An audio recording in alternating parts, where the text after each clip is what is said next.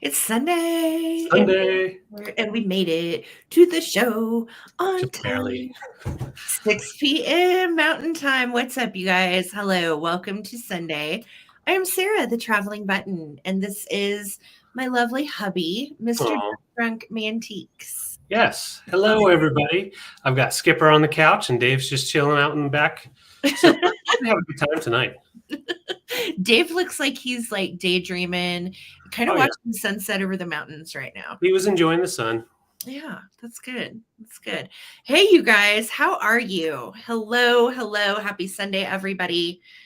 This is the Coleman Collective. We are a weekly live sale where we bring you all of our fresh picked vintage finds from the week.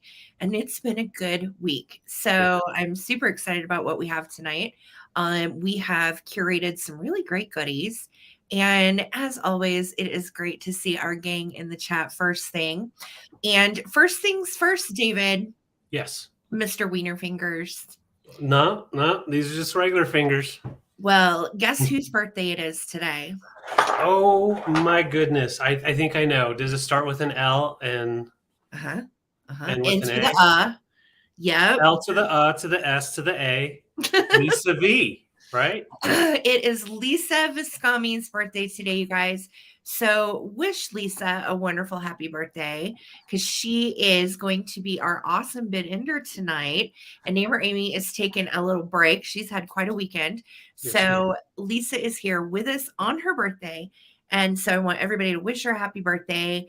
And should we sing? We should do it. They really don't. I think Bucky should lead the song. I don't know. Y'all don't want us really to sing, though. I mean, genuinely. But let's do it. Let's do it for Lisa. All right. And all of you at home, we're singing for Lisa. So here we go. Me. Happy birthday to you. David, don't leave me hanging. Happy birthday to you. Lisa. Happy birthday, dear Lisa. Happy birthday, Lisa. Happy birthday to you. I heard it's your birthday. Have she seen my Christmas tree? I bet she hasn't. Get out of here. Get out of here. All right. Well, if you aren't gone by now, you're staying. So that's why I played a trombone and trumpet instead of sing. So yeah. We're some dukes around here, and that's just how we like it. So, yes, welcome. Happy birthday, Lisa. I hope it was a good day. FYI, guys, I have something that's trying to jump on me. Some of you guys were here Thursday night and saw me go into like a weird choking, coughing fit. It's the vintage eggs. It's the vintage eggs, I tell you. It kind of stuck around. I think I've inhaled too much vintage dust this week because, like, I don't feel sick, but I got something going on. So David's going to give you the rundown. Yes. I want to say hi to everybody in the chat. Welcome to our live sale. The first person here tonight is Daniel Harps. Hello. No, do not nuke veggie wieners. It is not pretty. Okay. No. Good to know, Daniel Harps, because I know Preston's a vegetarian. So I'm guessing you guys tried out the vegetarian hot dogs and decided they are a big fail. Okay. Good to know. Big fail on the veggie wieners. All right. Sawdust is in the house. Hello. Karen Williams. How you doing? Lovely. Thank you so much for being here. Vicki Laurent. Hello. Hello. I'm scrolling down. We have Gavin in the house. Hey, Gavin. How's it going? And Paula Connors. And if Gavin's here, I know Karen, his lovely wife, is here somewhere as well. Hi, Taylor. Welcome. Hey, Karen Gillette from Canada. Howdy. There's our birthday girl. There she is. Hello. And we have Sarah Lee Coleman in the house and a TT1 Tina. Hello, TT1 Tina. Hello. Renovative Home is here tonight, and it is great to see you. Kelly in Texas, along with Patty Lynch. Howdy, guys. Debbie Gutierrez. Hey, I need to clean my glasses. Everything's like slightly blurry, so I know. I've got like a little speck right here. I can't get off my glasses. We're going to take a break and clean our glasses. We're going to take a break and clean glasses. We'll be back. Oh, I got it. Perlis Precious. Hello. I seriously am cleaning it on my shirt right now. Dusty Moose, Michelle, howdy. It's super blurry, but I do see Karen Lord. The small names are easier to see without How are you doing that without glasses? like this. I'm all up in the Daniel's going to be upset. Hey, Alicia. Hello, hello, hello. And goodness gracious, I'm sorry. See, here I go already. Yeah. I do have cough drops up here, so we're good to go. I see Milk Glass Girlfriend in the house, and I see Angela. Howdy. If I'm not saying hi, I'm just scrolling. Holly's here. Hi, Holly. Welcome, Hey, welcome. Holly. It is great to see you, friend. Skeeter Lee. We've got Chris in the house. We have Aloha from Miss Sharon in Hawaii. V is here. We've got Les here. All the regs. All of our regular peeps and more. All right. I'm scrolling down to the bottom. If I did not call your name, it is not because I wanted to intentionally miss you. I just have to get to the bottom so we can get started. Mid-Century Wasted. Oh, yes. Susan Jackson's here. Hello, Susan. Hey, I'm betting you are somewhere. Lisa, I'm going to give you a wrench real quick. Yep. And yes. Sally, how you doing? And I saw that Karen Lord's in the house. I know that you just started this last week, started on the play you're in. Just let us know in the comments how it's going. Oh, there we go. I know it's just rehearsal right now, but that's the fun part. Add as moderator. And yes, so Lisa is going to be our bid ender. All right, Lisa, you are officially a mod. Thank you so much. And yes, she is our bid ender. If you are new to this whole thing, well, holy beans, welcome. You've tuned in for a good one. We have some really cool stuff tonight. Everything from antiques to stuff up through the 90s. Hey, Rooftop Deviled Egg Jesus. Now that is a name that I can get down with. I love it. I don't know what it means, but I'm here for it all day long. Now I want deviled eggs. Yeah. So Steel Whisper in the house. Hello, Patty Rose. It is good to see you tonight. Hey, so again, I know most of you guys are old pros and regulars, but for anybody that might be new tonight, pop out and say hi. If you are a lurker and this is your first time, or you're just watching from home and you want to say howdy, say hi. Welcome, welcome. We are going to show you an item. We're going to put the price on the screen, and then you're going to be able to bid on it in the comments.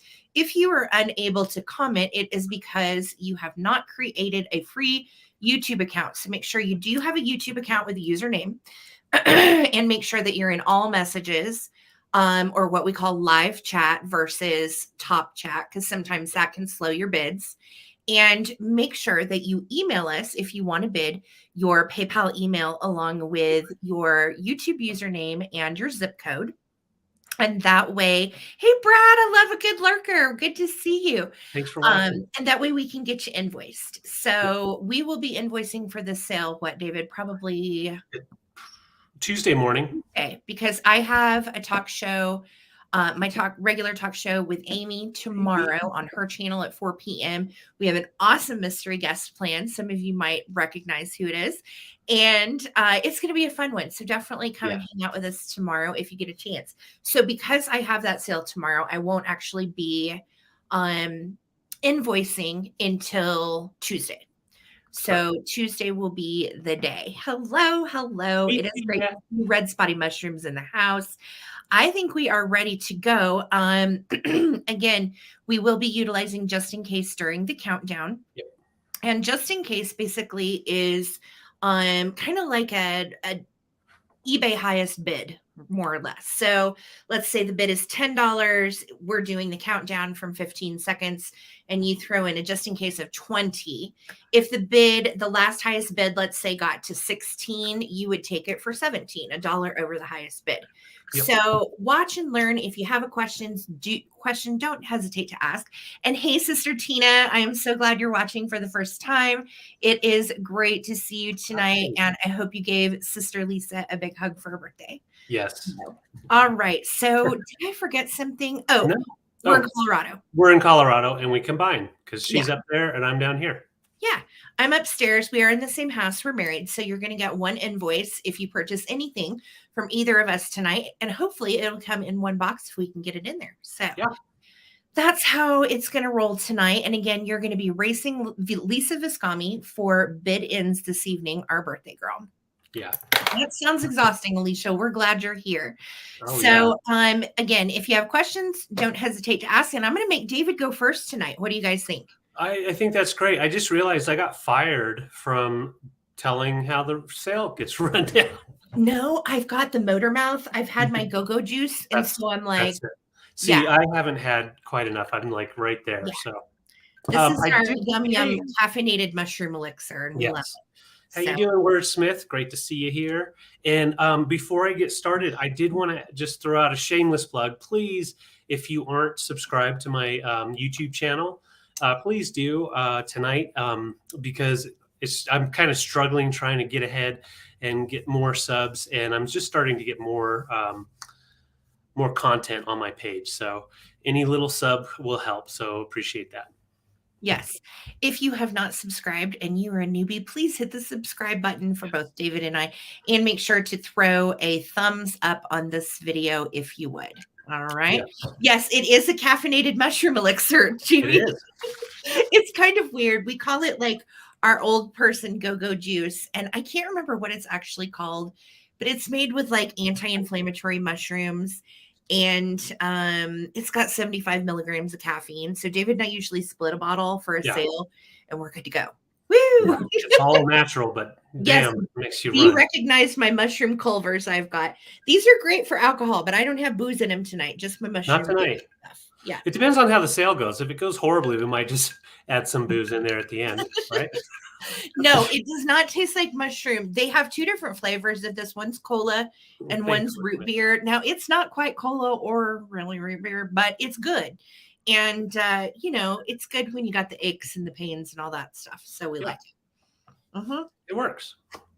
All right. We really should. We buy it at Trader Joe's. Try it. It's called Mushroom Elixir. I can't remember the name.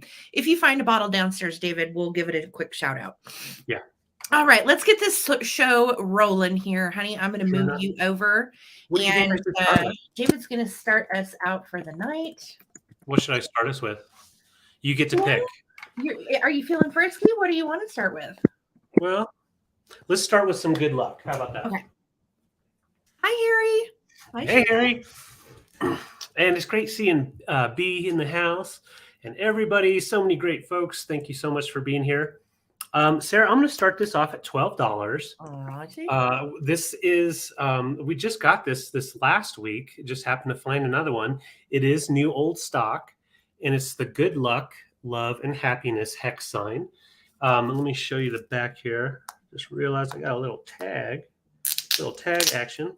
So there we go. So this one actually has the name of the maker, handcrafted by Jacob Zook's Hex Shops, home of the hex signs in Lancaster County, Pennsylvania. So it shows on here all the different hex signs that were available, which is really cool. So you can definitely collect more and more. But these are great for the doorway, also just in any kind of kitschy display with those beautiful spring and summer colors. But these were generally nice to just put up above the doorway, giving you some good luck. And let's see what's on here. We've got maple, new welcome sign. There's just a whole bunch. The mighty oak. I have one of those that I'm bringing later.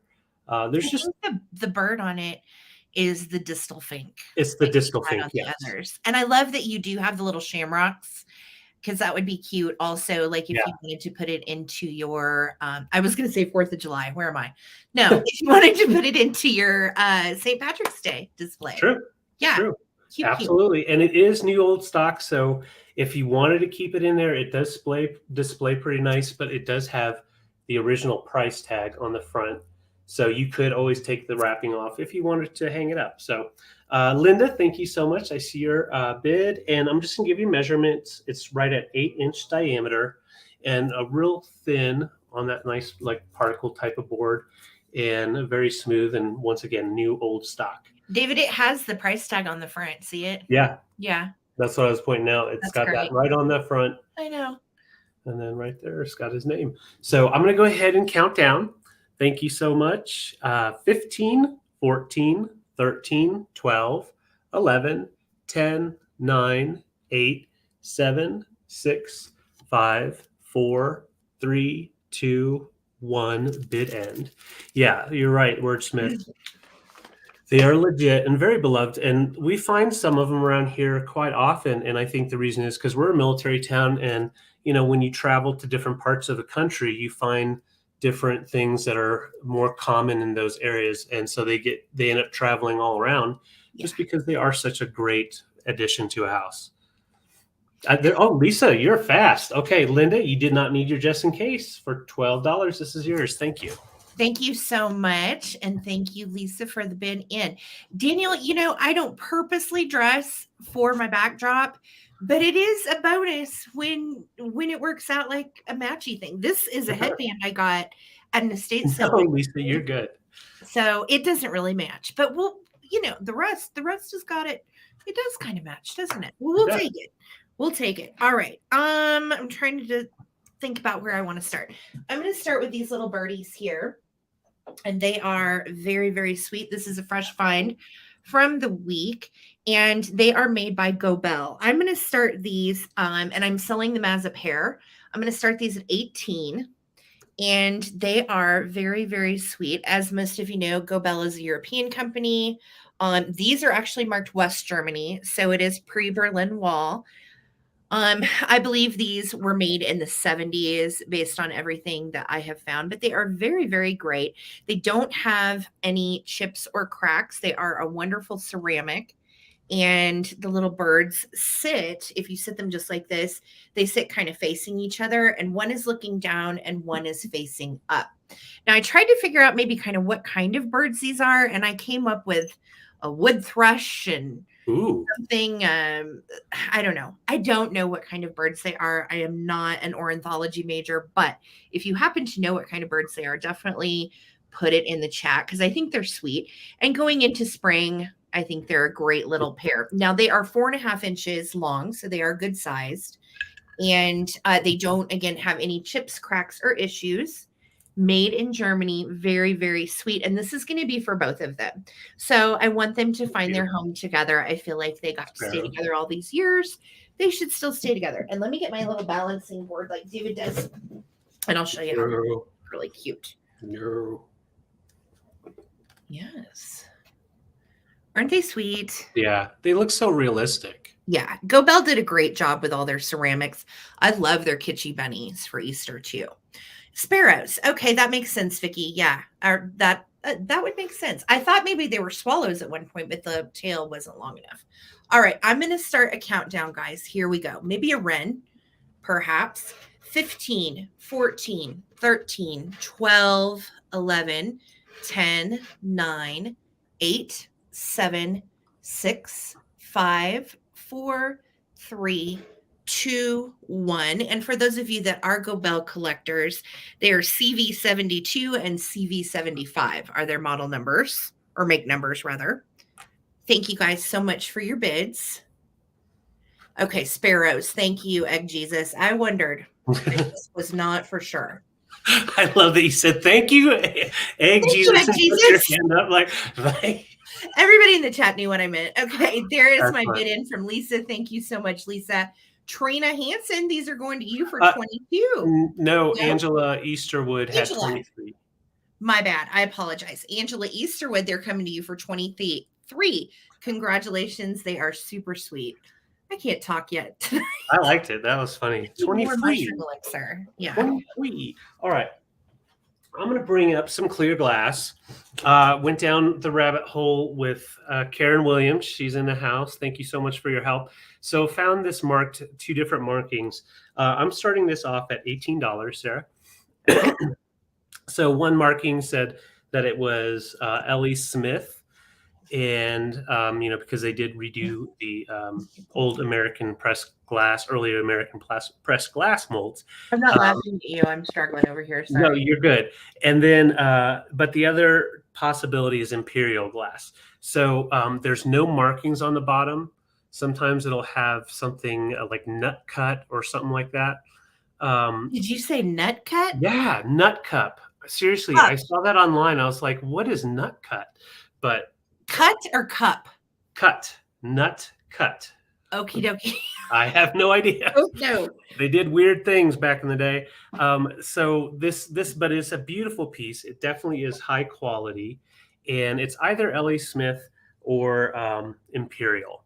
So, and my guess and Karen Williams' guess was Imperial glass, and it does have a glow to it. So it does have some uranium in there, most likely, and that does help with the clarity. And it's kind of showing through that way better. Add the uranium for the clarity. Yeah, you got the clarity. And it does have that beautiful, like a Something to do with a zipper. Okay, that makes sense. Oh, a zipper. Okay, that does sound very. Oh no! No, they're being silly. Oh, okay. Never. Freaking beans. Okay, so Oh. so you can see the pedestal has that beautiful swirl going on. New cut. Okay. Karen, well, someone had it typed in as nut cut. So. She just made that up. I don't believe you, honey, but that's cute. Thank you so much, Dawn. But it is a beautiful, beautiful piece of glass. It measures right at 5 inches tall and then 6-inch diameter. We'll put some black behind it so it'll kind of show off the design. And the design is called Pinwheel and Stars.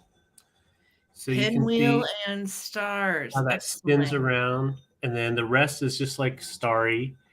It definitely has a beautiful glisten in the sunlight. That is beautiful. I will not sit down. I'm already sitting down, actually. But yeah, really beautiful piece. No damage. I'll show you down on the inside so that way you can really see. Patsy's asking age, David. Do you know is this from the American press glass? Because it's not L.A. Smith, I would say somewhere between the 40s and late 50s. Okay. Late 50s at the latest, I'd say. But yeah, and usually on the older ones, on the clear glass, that's when you'll have a little bit of a glow to it because they did add for that clarity. But I'm not seeing any interest, and that's totally cool. I just wanted to show you that design on the side. Just a really pretty one. Clark.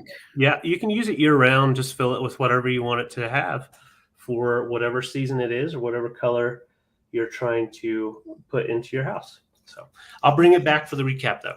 Gorgeous large piece. Nice for spring. Stick some eggs in her. Stick some eggs in her. All right. I am going to go. Oh, hold on. Yeah. Oh, Trina's in here. Sorry, no touch. And Lisa, we didn't need a bit in. She said, "Ha." Okay. I was like. But seriously, you can see through it pretty well. Magnesium for clarity. I think it's older. It glows green too, right? The magnesium. Yeah. I do too. Okay, so magnesium. Great. It's versatile. It's beautiful. And if you put it in the right light, it really is fiery and nice. It is. And then, if I'm just trying, I don't have any lemons, but I'm going to just show you. Whatever you put in there will show through on some of those pieces, but it just decorates really nicely. So I'm going to go ahead and count down. Patsy, I see you're 19, and counting down from 15, 14, 13, 12, 11, 10, 9, 8, 7, 6, 5, 4, 3, 2, 1. Bid end. Bid end. Woohoo! I don't know about that, Daniel. All right, so let's see here. Just looking for our bid. I do have a Lemmy. And I think, yeah, the lag is weird. Yeah, It is. I know. I think we're there. I think we're close. We're close. Here we are. All right, so Patsy. Patsy, thank you for 19. Thank you so much. Wonderful. Thank you, Trina. Wonderful, wonderful. All right. So I am going to do something kind of kitschy and fun. I found these books and they are perfect for your Easter display. And I know most of you guys, if you're like me, really enjoy Ruthie Newton and kitschy cuteness. So these are absolutely adorable. I am going to start these, David, at choice for $18. And first up is Peter Rabbit. Now, Peter Rabbit dates to 1947. And originally, this book came out in 1934. And they reprinted it and reprinted it. And this is on the pages that look like linen. I think they used to call these like a linen-like type of book. And these illustrations are so good. So a lot of you have probably seen the Naughty Puppies and Kitties that Ruthie Newton did. Well, her Peter Rabbit story is pretty sweet. Peter is up to some shenanigans, and look, he gets in trouble. There's a big rake. What is going on here? Mr. McGregor chased Peter, shouting, "Stop, thief!" Peter was very frightened. He ran as fast as he could, but he had forgotten the way to the gate. He lost both his shoes. He threw his shoes, y'all. He lost both his shoes and had to run on all 4 feet like an actual bunny that doesn't wear pants. Look at this. Those little wrens. Well, I think those might be wrens. Just so stinking cute. And then look, Peter's still struggle bussing. He's landed in the water bucket. He's knocked over some geraniums, it looks like. Suddenly, Peter sneezed. "Curdy shoe!" Used, I don't know. Mr. McGregor was after him in no time. Uh-oh. And then look, he takes his little butt back home and falls asleep while Nana's looking like she's going to burn him with something hot. Yeah. He crashes out with his little carrot on the rug. Peter did not feel very well. Flopsy, Mopsy, and Cottontail had bread and milk and blackberries for their supper. All right, so this is choice 1. It is precious. All right, but just when you think it can't get any cuter, hold up. There's choice 2. So this is the animal Mother Goose, and it is absolutely darling. Now, be forewarned, there is a dog-eared corner on this one, okay? Now, this one dates to 1942. And the illustrations, are you ready for this? If you're a kids person, look how cute this little man is singing. Just precious. And then look at Kitty. Pussycat Mole jumped over a coal and in her best petticoat burned a great hole. Poor Pussy's weeping. She'll have no more milk until her best petticoat's mended with silk. Gosh darn it. She looks stressed out about it too. She does. She really does. But again, look at these. Look at this little booger. This is Goosey Woosey Gander. Where shall I wander? Upstairs and downstairs and in my lady's chamber. What? A robin and a robin's son once went to town to buy a bun. They couldn't decide on plum or plain, and so they went back home again. I don't know. I don't know either. I'm just not commenting. I'm staying away from the chat because I just know. There's little blind mice and little piggy. This little piggy went to market. And look, he is crying wee, wee, wee all the way home. What a little stinker. We've got another puppy and kitty illustration. And then it looks like we have a frog would a wooing go. Hey ho, says Rowley, where his mother would let him go. Let him or no. With a Rowley Pally gammon and hi ho, says Anthony Rowley. Does anybody know what that even means? Not a clue. Who's Anthony Rowley? We don't know. Anyway, so absolutely precious. And then the little fork that ran away with the spoon we've got going on back here. Some hey diddle diddle action. I'm starting to count down. I know I spent a while on these, but they're so cute. Totally worth it. Word. Good call, David. Okay, so here we go. So much to say. 15, 14, 13, 12, 11, 10. Good job, Jamie. We're 8, proud of you. 7, 6, 5, 4, 3, 2, 1. Looking for a bid end. Thank you guys so much for hanging out. Fine, I'll say it. Nope. Gosh, Lemmy. All the good times. All the good times. All right. I see Mom of 6. I see Patsy and MJ in there. I sure do. Thank you so much. Thank you guys so much for your bids. And there is our bid in from Miss Lisa. All right. Perfect. So for 37, Mom of Six, just say Peter Rabbit or Mother Goose, or you can say both. Just let me know what you want to do. And then behind Mom of Six would be MJ with the second choice. Anthony Rowley wrote Froggy Goes a Courtin'. Okay, that makes sense, Okay. Peter. So much more sense, because I was like, what? What's going on here? All right. So I will wait to hear from you, Mom of Six, and I'm going to move it back over to David. Thank you, guys. All righty. Welcome. Good to see you. Oh, yes. You're new, yeah, you bid. Absolutely, Sharon. Just make sure if you want to bid to send us your info and email, and you are free to bid. And Mom of Six, I've got you. Thank you so much, love. And then Sharon, make sure you're in live chat, not talk Yes, chat. it's either live chat or all messages, depending on your phone or computer. Right. All righty. All right. So, Sarah, I have a beautiful mid-century modern piece I'm doing for $36. Okay. So the person, Sharon, make sure that you are refreshed and that your little bar on the video is all the way to the end. Otherwise, you're lagging and your bids aren't going to come in the right time. So make sure that you are live with us.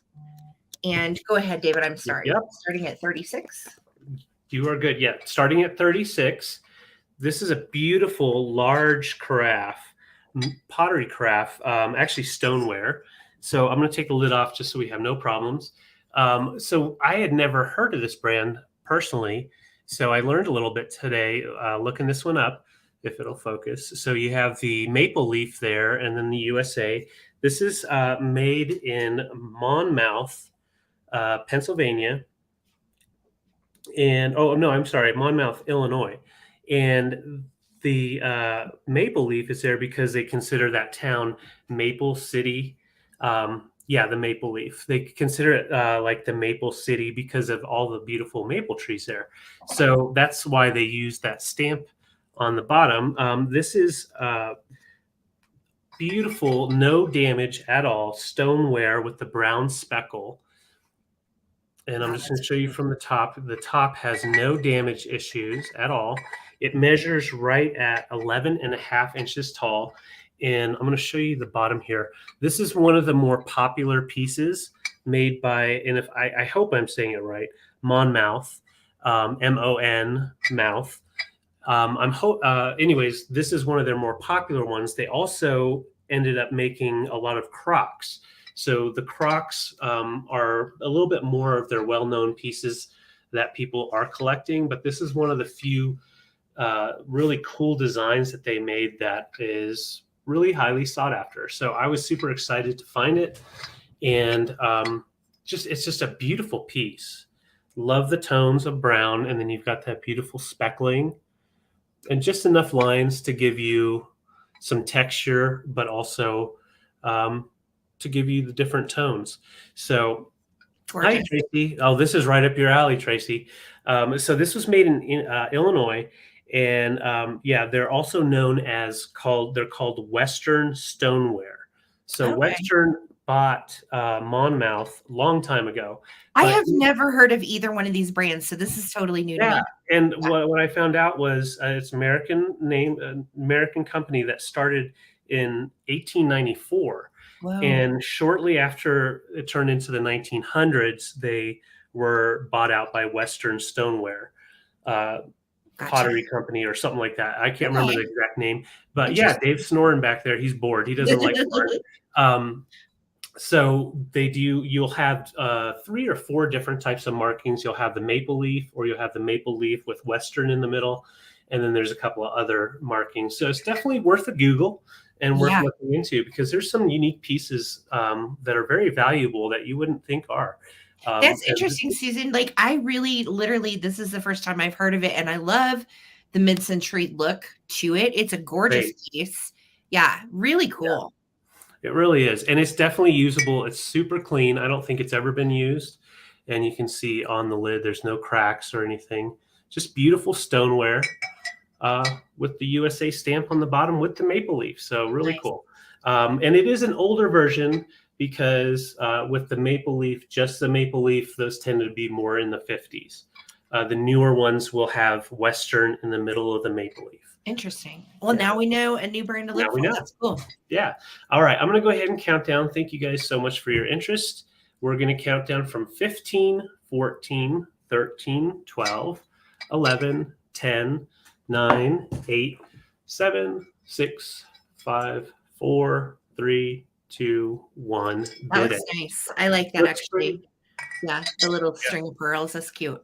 Yeah. Yes. Really nice tones. That speckle. Thank you, Susan. Yeah, so good. Laura, I see your just in case left. Thank you. Tracy had a just in case of 50. And Okay. there's our bid in from Lisa. Thank you, dear. All right. So Tracy for 43. Thank you so much. Wonderful. I'll pack it really well for you. I agree, Wordsmith. I agree. And that's what's fun about what we do is all of these items are sustainable. And it feels good to be able to find these things at estate sales and other places, bring them to you guys. You know what they are, and then they're upcycled into a new life again. So good. Right. So that's my nerding out for tonight. All right. So I'm going to start with my small Sabinos tonight, and I have 3 different pieces of Sabino I'm bringing tonight. I think David has 2. No, I have 4 pieces. I have David 2. has 2. All right. So these are going to be for choice, and they are Sabino art glass made in Paris, France, and I'm doing the choice for $48. And first up is actually a harder to find little Sabino figurine. This is the cherub, and it is a little Cupid. And I think that the little Cupid has a very sweet face. We've got a little bouquet that Cupid is hanging on to, and we are naked, little booty. And Sabino art glass does glow when you put light behind it because they used arsenic to make and enrich the glow of the glass. And this French glassmaker started in 1925 and made some really wonderful and collectible pieces. And this little guy is just a cutie. I love him. So he's going to be choice number 1. Let me show you his signature on the bottom. It does say Sabino, France. If we can get it in the light there somewhere. Well, it's there. It is there. Yeah. It is there. It is signed. It's just not showing up very well with my light ring in here. Second choice is going to be the miniature Venus de Milo. Now I'm bringing the bigger one of her tonight as well. This is the tiny one, and she would be considered the smaller. She is 3.5 inches high, 1 inch wide on her little base. I actually own this one. This is my very first piece of Sabino. I have this exact same one, and I adopted her from a private pick a long time ago. And then when we found all these Sabinos a couple weeks ago, I was thrilled to see that there was another one in her.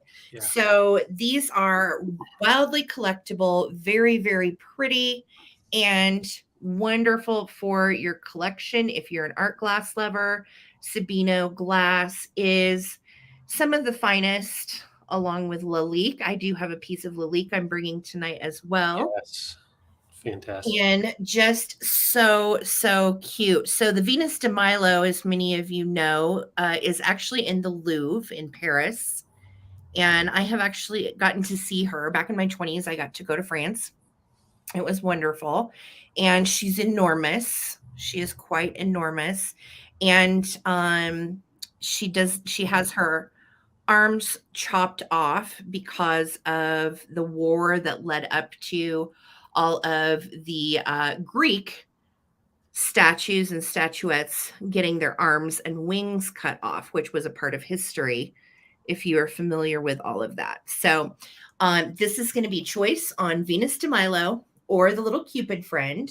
And I'm going to start a countdown. Well, I was just going to say, these really don't come to us very often. We just happen to really score at an estate sale. So if you're interested in getting one, we're getting low now. So we have a few more, but yeah, once they're gone, they're gone. So, all right, guys, here we go. You look at her glow. Isn't that great? Yeah. 15, 14, 13, 12, 11, 10, 9, 8, 7, 6, 5, 4, 3, 2, 1.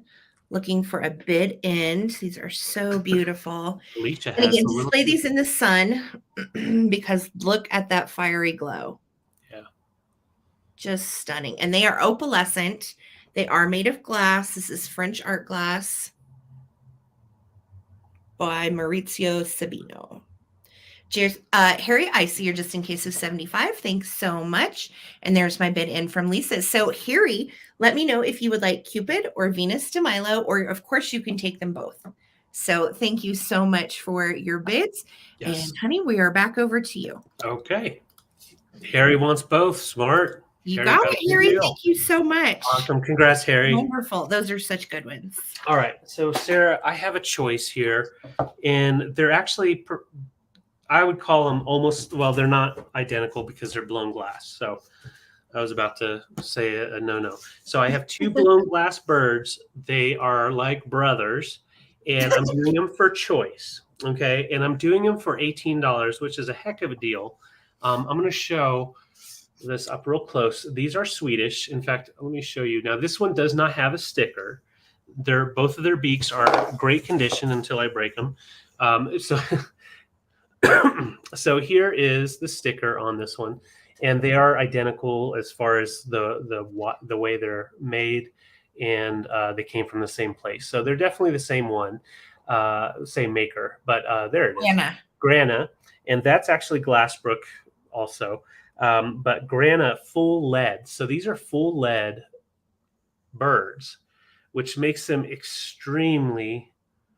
the clarity extremely good. You can see through them almost like a magnifying glass type of thing. Beautiful.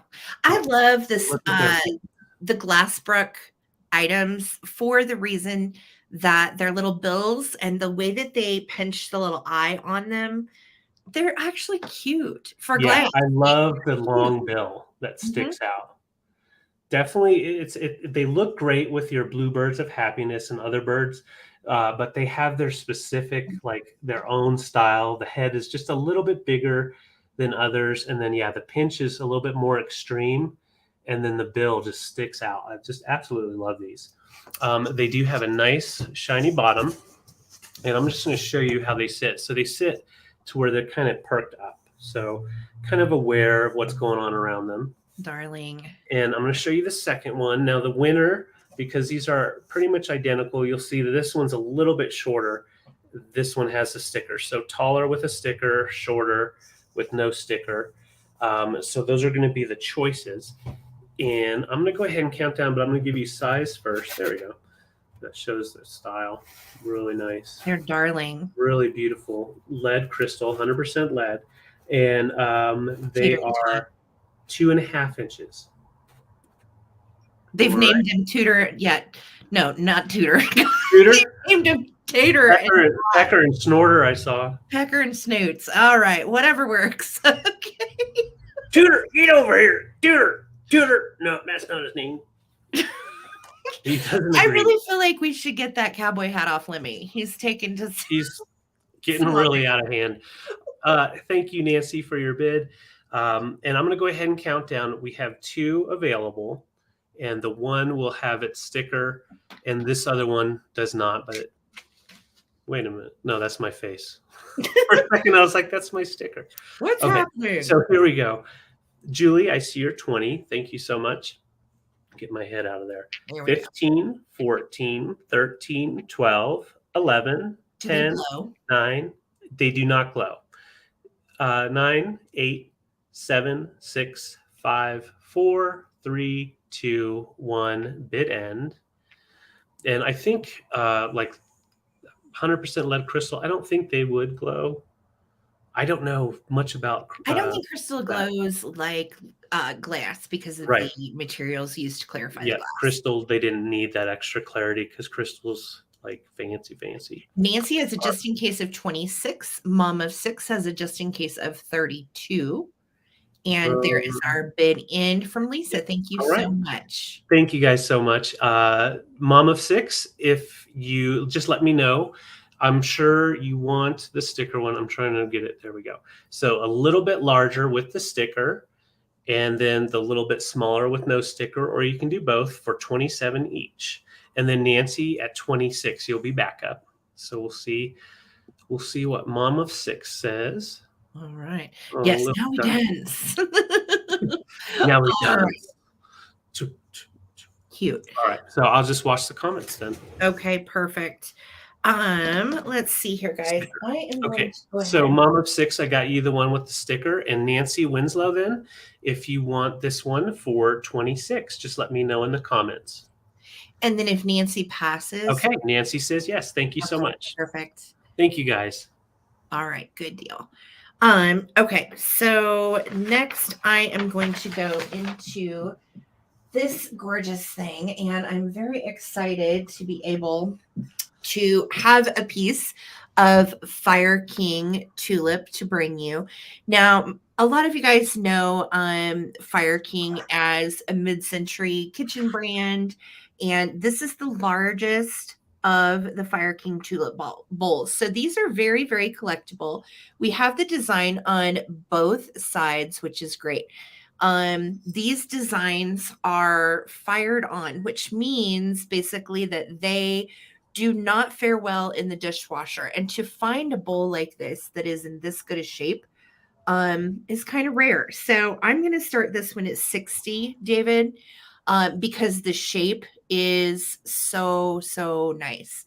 Yeah. The only issue I found on it whatsoever was right there, that little fleck. And I don't think that's wear. I think that actually is a little manufacturing defect. So it is lovely. This is the large one. It's an 8.5-inch diameter from side to side. And so collectible. Yeah.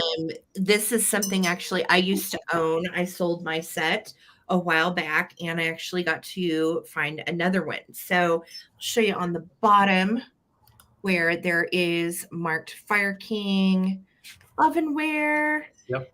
And these are just the best. These are mixing bowls too. So when you find the entire stack of these, it is very exciting to be able to find them. And what I have found from selling Fire King and Pyrex over the years is these have done nothing but actually increase in value.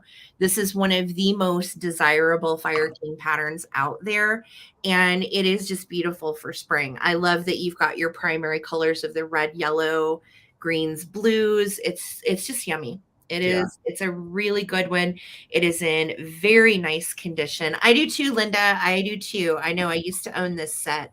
Mm-hmm. And I have days where I'm like, I miss it. But again, I had an opportunity to get another one, and my kitchen is so full. There's no point in me keeping this. It needs to go to someone that's trying to piece together their set.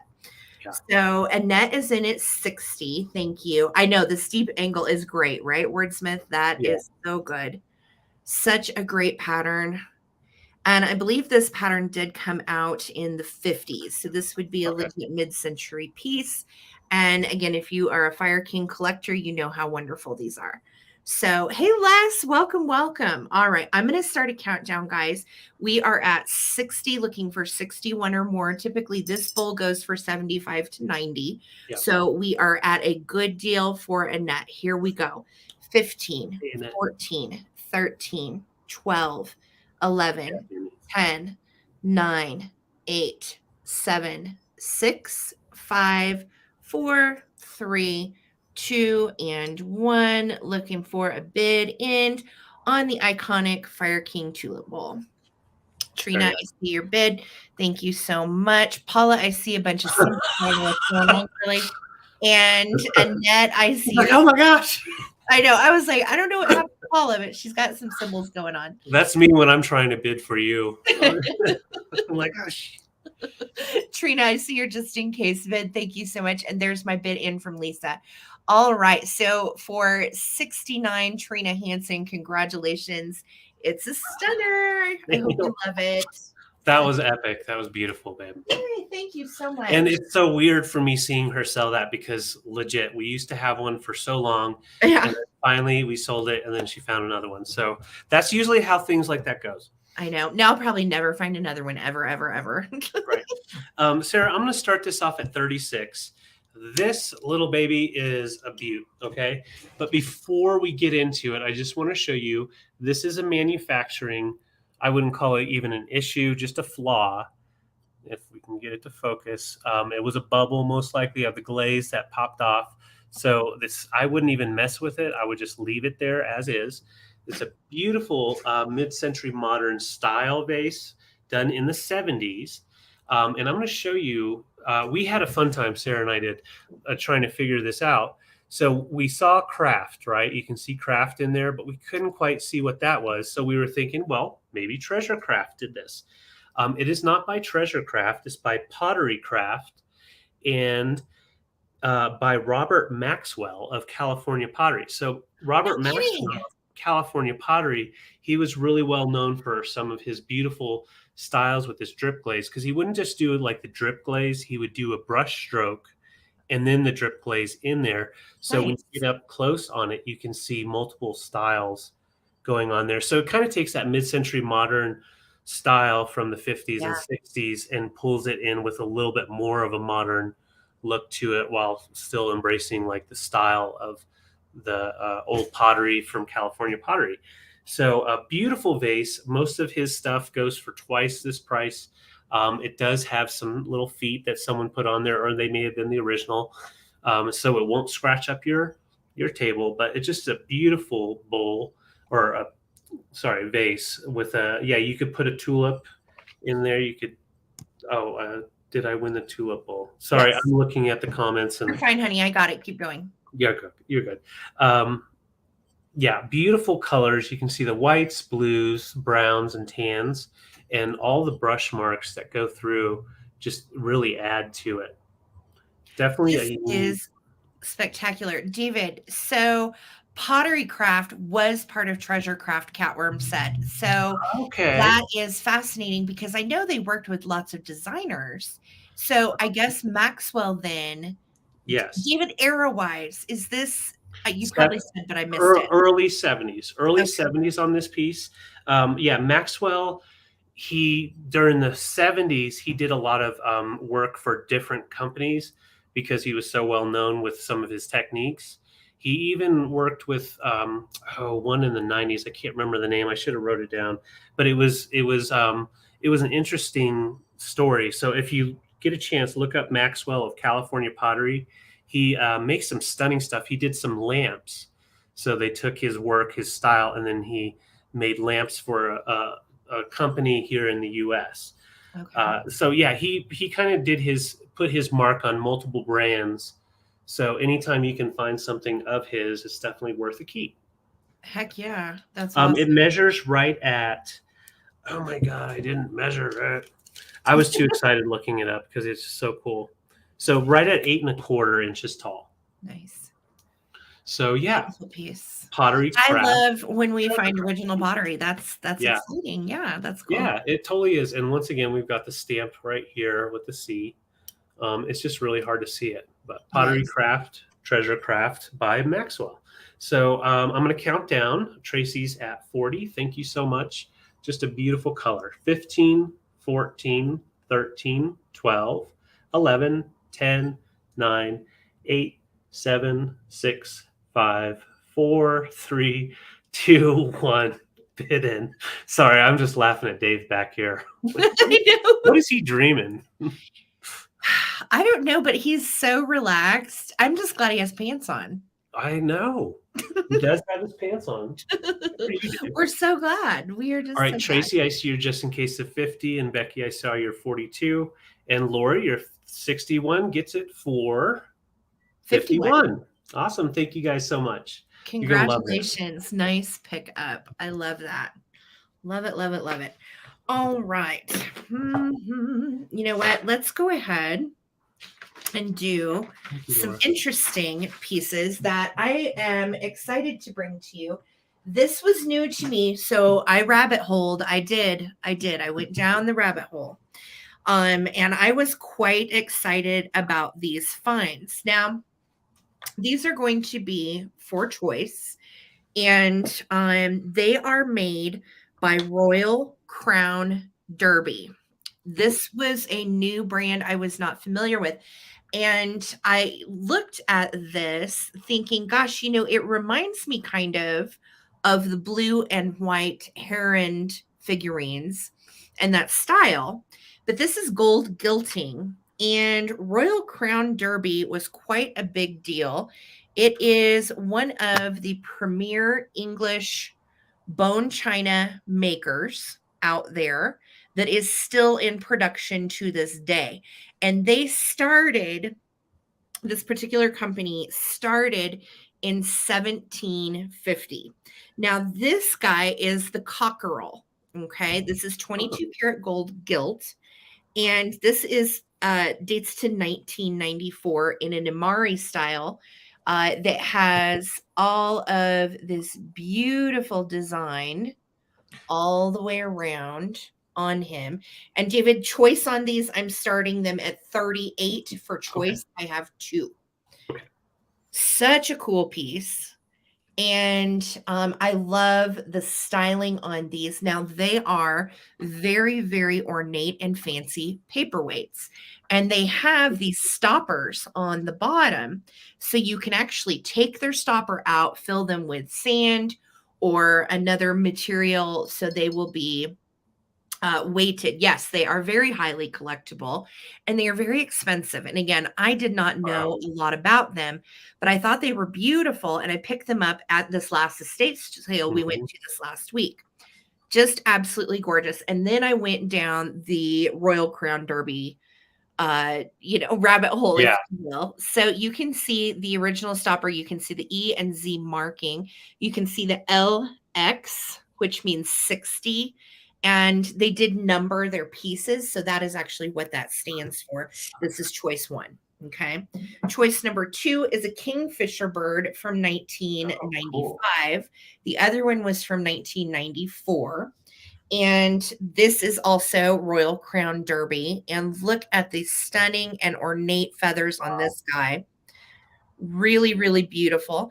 Then you have the floral base with the flowers. Of course, the 22 karat gold gilt all the way around. And this guy has a really lovely beak, almost an Asian style to the little fans that make up his feathers. And then look at the little fish he's got. So I think the kingfisher is really gorgeous. And beautiful. These pieces are highly collectible. They are English bone china. And this is one of 2 of the oldest manufacturers out there that's still around. So I think it's special in that regard.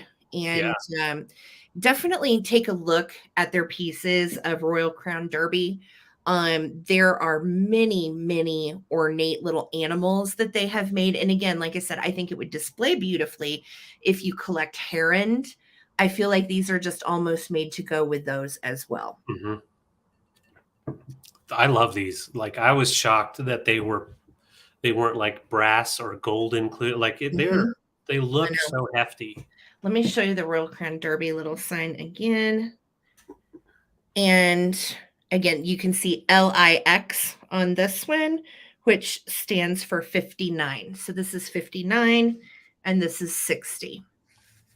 And we found some really, really neat items at that estate sale this last week.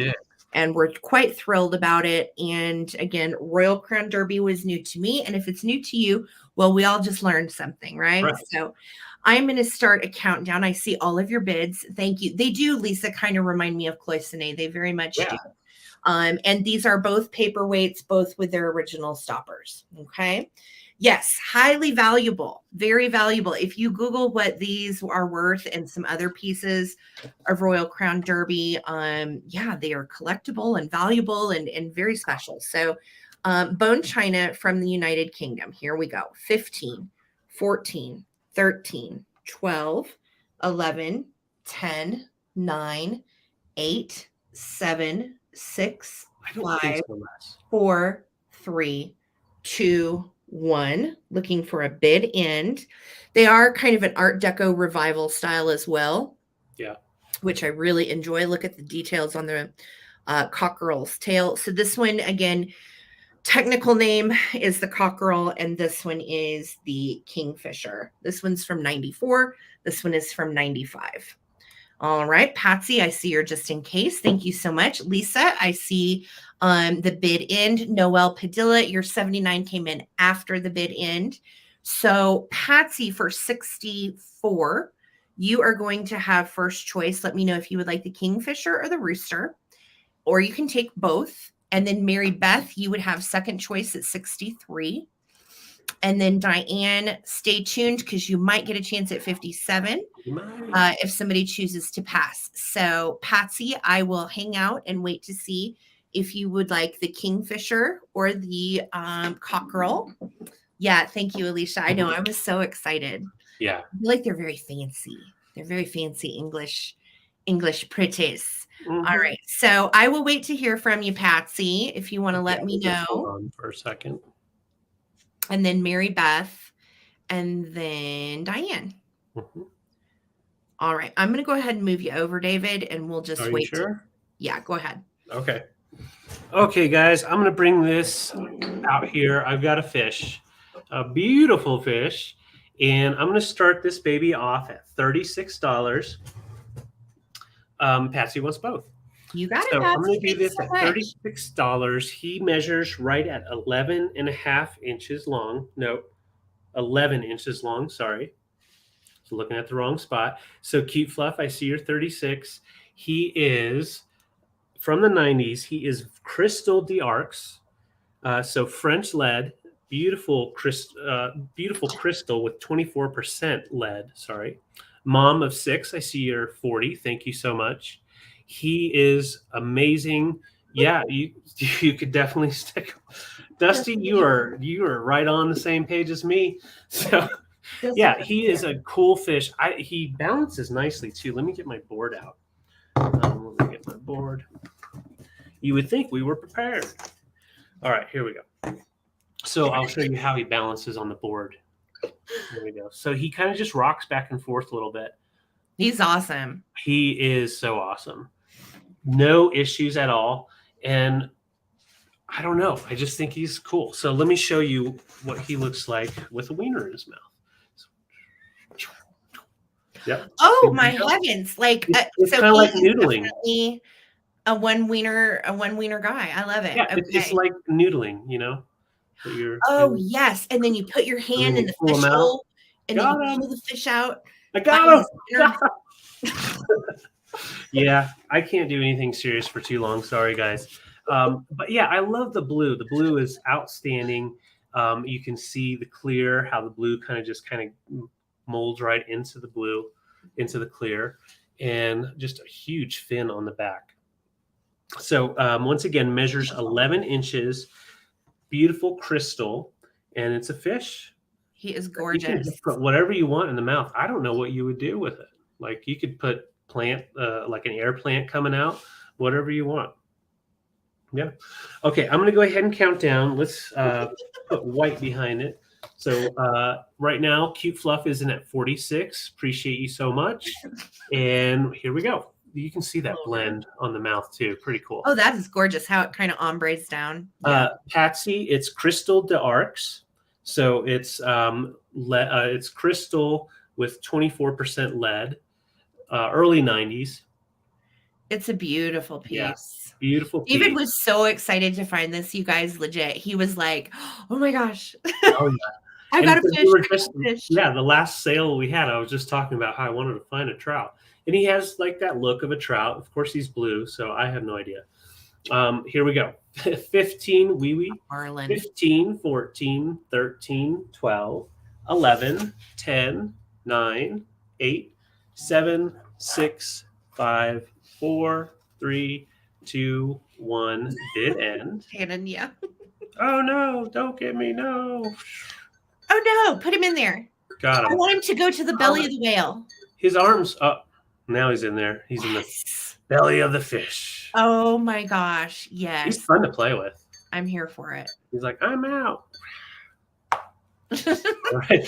So, Linda, thank you so much for your just in case of 50. And Mom of 6, with your just in case, you take it for 51. Congrats. That is awesome. All right. So, I'm going to set it down carefully. Oh, I'm going to get something that is big and bulky, so bear with me. Okay. All right. Okay. This is an original art piece. And you know how sometimes you find something and you're just like, I have to pick that up. I know it's something. Well, this is what that was for me. And this is a huge oil on canvas piece of original signed art. And I'm going to start this at 72, David. Amazing. It is 28 inches tall by by 15 inches wide. And it is on a huge stretch professional 4-inch canvas. It does have an original signature, and let's talk about that. Okay. I looked and I looked and I looked and I looked and I looked some more for the signature, for the artist, for the name, for the piece, none of which I found. Okay. I don't know the name of this artist. All I know is that I loved it and that I feel like it needed a home, and I was the person to bring it to a home. I think it is T. Parnell, T. Parcell, Purcell, Lancel, something. It's something Cell. That's all we know. And I think it says by our shiny kid. Again, we don't really know the origin, but I will tell you it's really well done. And it's a spectacular musical piece. I loved it too, Rooftop Deviled Egg Jesus. I loved it too. And I found it and I gasped and I told David, would you be okay with shipping this? Because I really feel like this needs a home. And David said, yes, definitely. Oh, yeah. Get it, I'll ship it. So the backside is professionally, it's professional size. It's a huge 4-inch deep canvas. And what I think is really cool is on the side, let's see, it's not this side. Hold on. On this side, I want to show you something. Do you see at the top, there is a face. I don't know if it's going to show up, but there is a penciled in face, almost like where they drew, there you go. Oh, yeah. They drew something to go off of for the main face, and it is stenciled there into the side. There are hints of metallic gold in this, which is what you're picking up here and throughout. There are metallic gold parts. Again, it is oil on canvas. It is a big one. It is 28 by 15 by 4. And I loved it. Do I know the musician? No. But the details are so good. And I was so impressed with the quality of the art. I know it's something, but I don't know who. Right.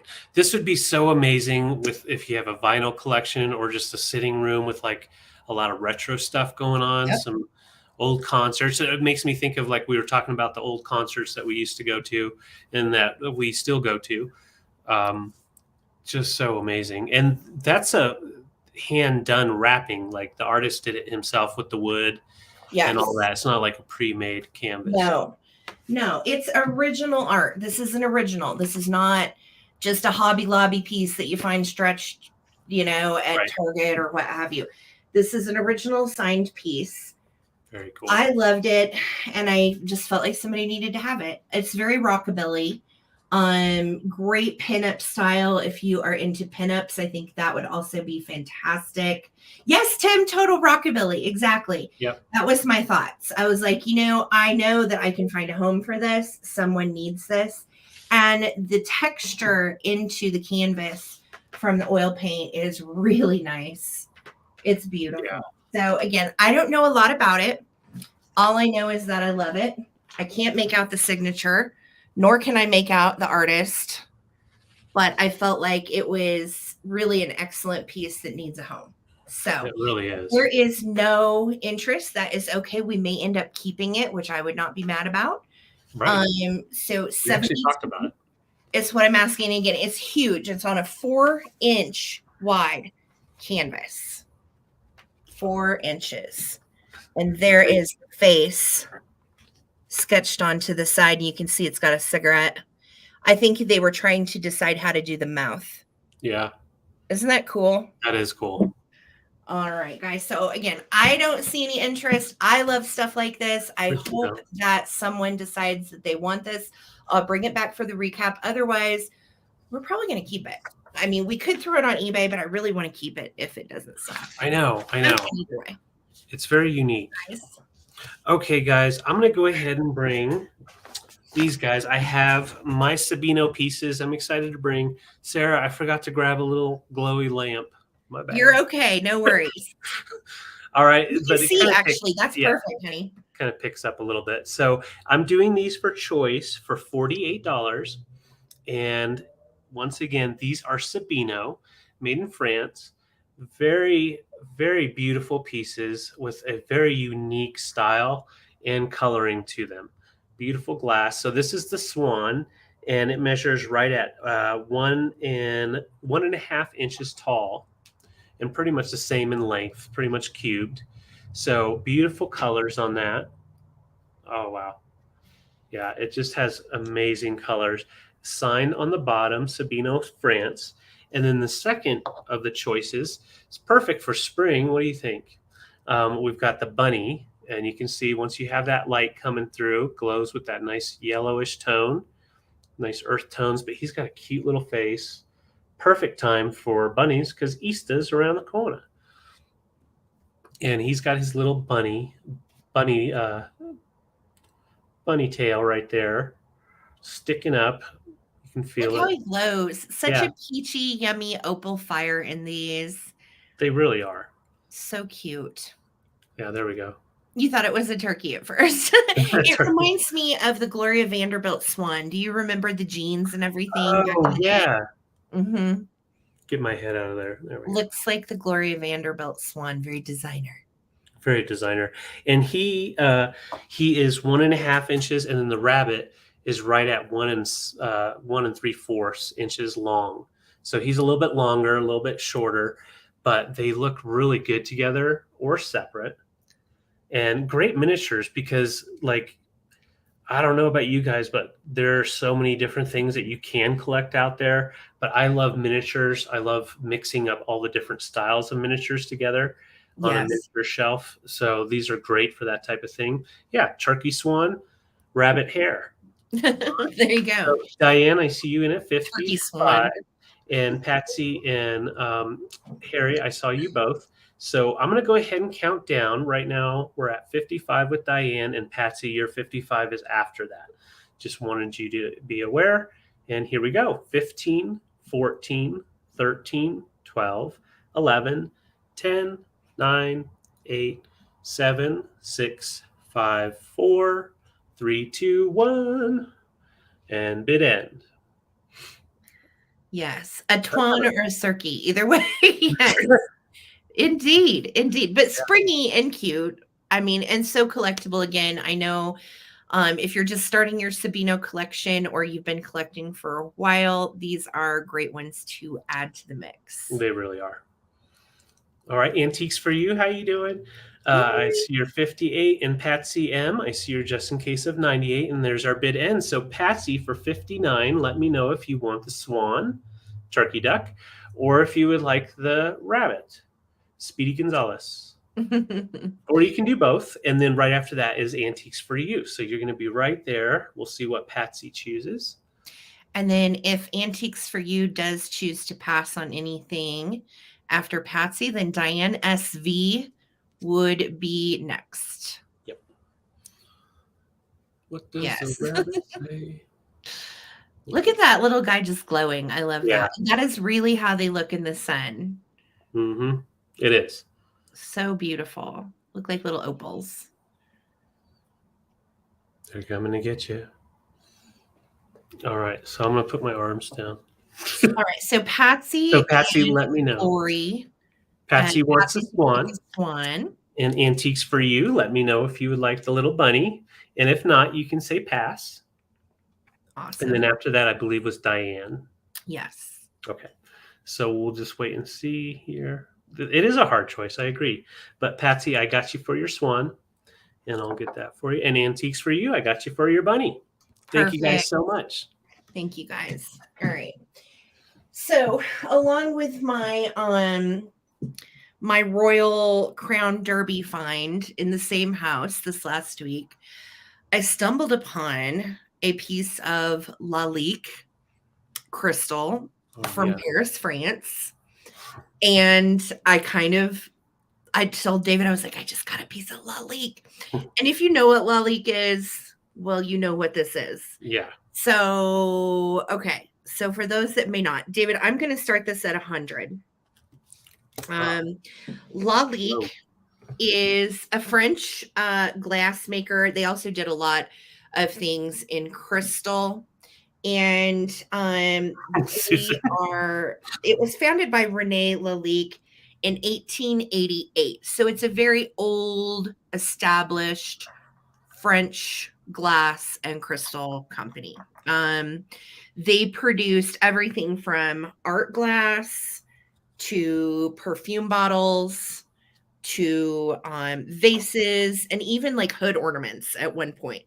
Really? So yeah, they actually are quite well known, and this is what is known as the large coq nine, and that is the French word for miniature cock, rooster. Okay, David's gone.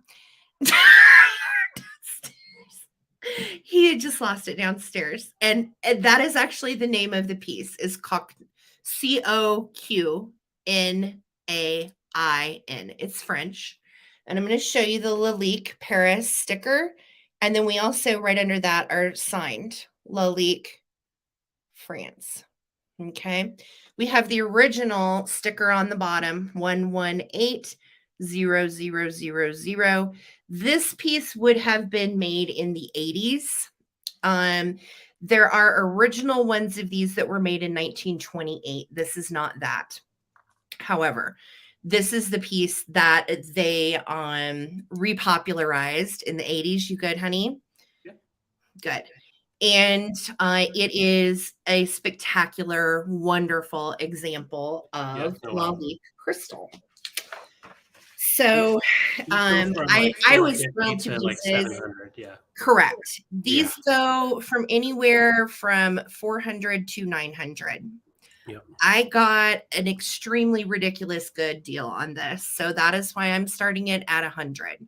Again, if you are a collector of Lalique, you know what this is and what they're worth. Yes. I gasped and then I grabbed that rooster. Okay. You did. Yeah. Not the other word. I grabbed that rooster and I put it on the hold table. So these are the original felt feet that would have come on the piece. Okay. They did come with the little feet, which is nice. And again, we do have our original sticker and our original signature.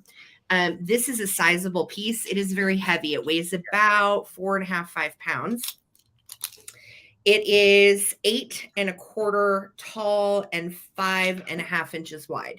So we're 5.5 inches here, 8 1/4 to the top of the tail. There are no chips. There are no imperfections. There are no occlusions. There is nothing wrong with this spectacular piece. Fantastic. It is very, very fantastic. And again, it was in the same house as the Royal Crown Derby. So I kind of had them displayed together.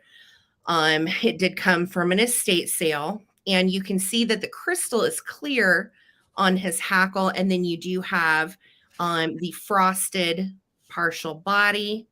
And then there are parts that are in between that are clear. So thank you, Dusty Moose. I was excited. Again, the official French name of this piece is Coq 9, which means dwarf cock. So it is a lovely piece. And yes, I know it is hard to not bid on. And again, if you look at comps on this, I really encourage you to look this one up because you will be amazed at what these go for. Again, I got a ridiculous deal on it. I'm passing it on to you. I don't know when I'll get to find another piece of Lalique, but It was exciting. I'm not going to lie. It was really exciting. And I'm trying not to say anything about the I know. chat. We're about to get banned from YouTube. I'm probably going to be banned from YouTube after this. I don't know. It is I'm hard. trying. I'm not even looking at the chat. I'm just going to look at the camera. So I'm So going to start words. countdown. Thank you guys so much for appreciating these pieces. I get so excited when I get to find some bougie stuff to bring you. So thank you again for appreciating it. And if I can bring you bougie on a budget, let's do this. So yeah, you know what this is worth. This would be a good time to make sure that you are in live chat if you're wanting to bid. And we are going to accept just in cases. I thought about actually doing a silent auction on this, but I felt like, no, I'm going to start at a reasonable amount and we'll go from there. And just wherever we end up is wherever we end up. So here we go. We're doing a countdown.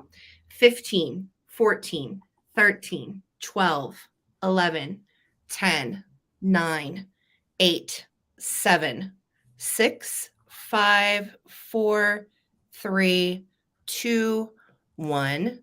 Looking for a bid end. Thank you guys so much for your bids. Yes, it is, Janet. Indeed, it is. It is. Vegas Viking Glass, I see you're just in case. Thank you so much. Patsy, I see your bid. Patsy, I see you're just in case. Thank you so much. I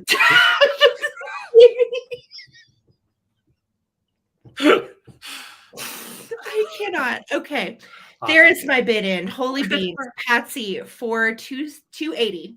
Yes. This Lalique rooster is yours, my dear. Thank you so much. Vegas Viking Glass, thank you for your bid. Yep. Patsy, all of you guys that bid, thank you from the bottom of my heart. That was so exciting. Yes. And I'm just so thrilled I got to bring it here. So thank you guys.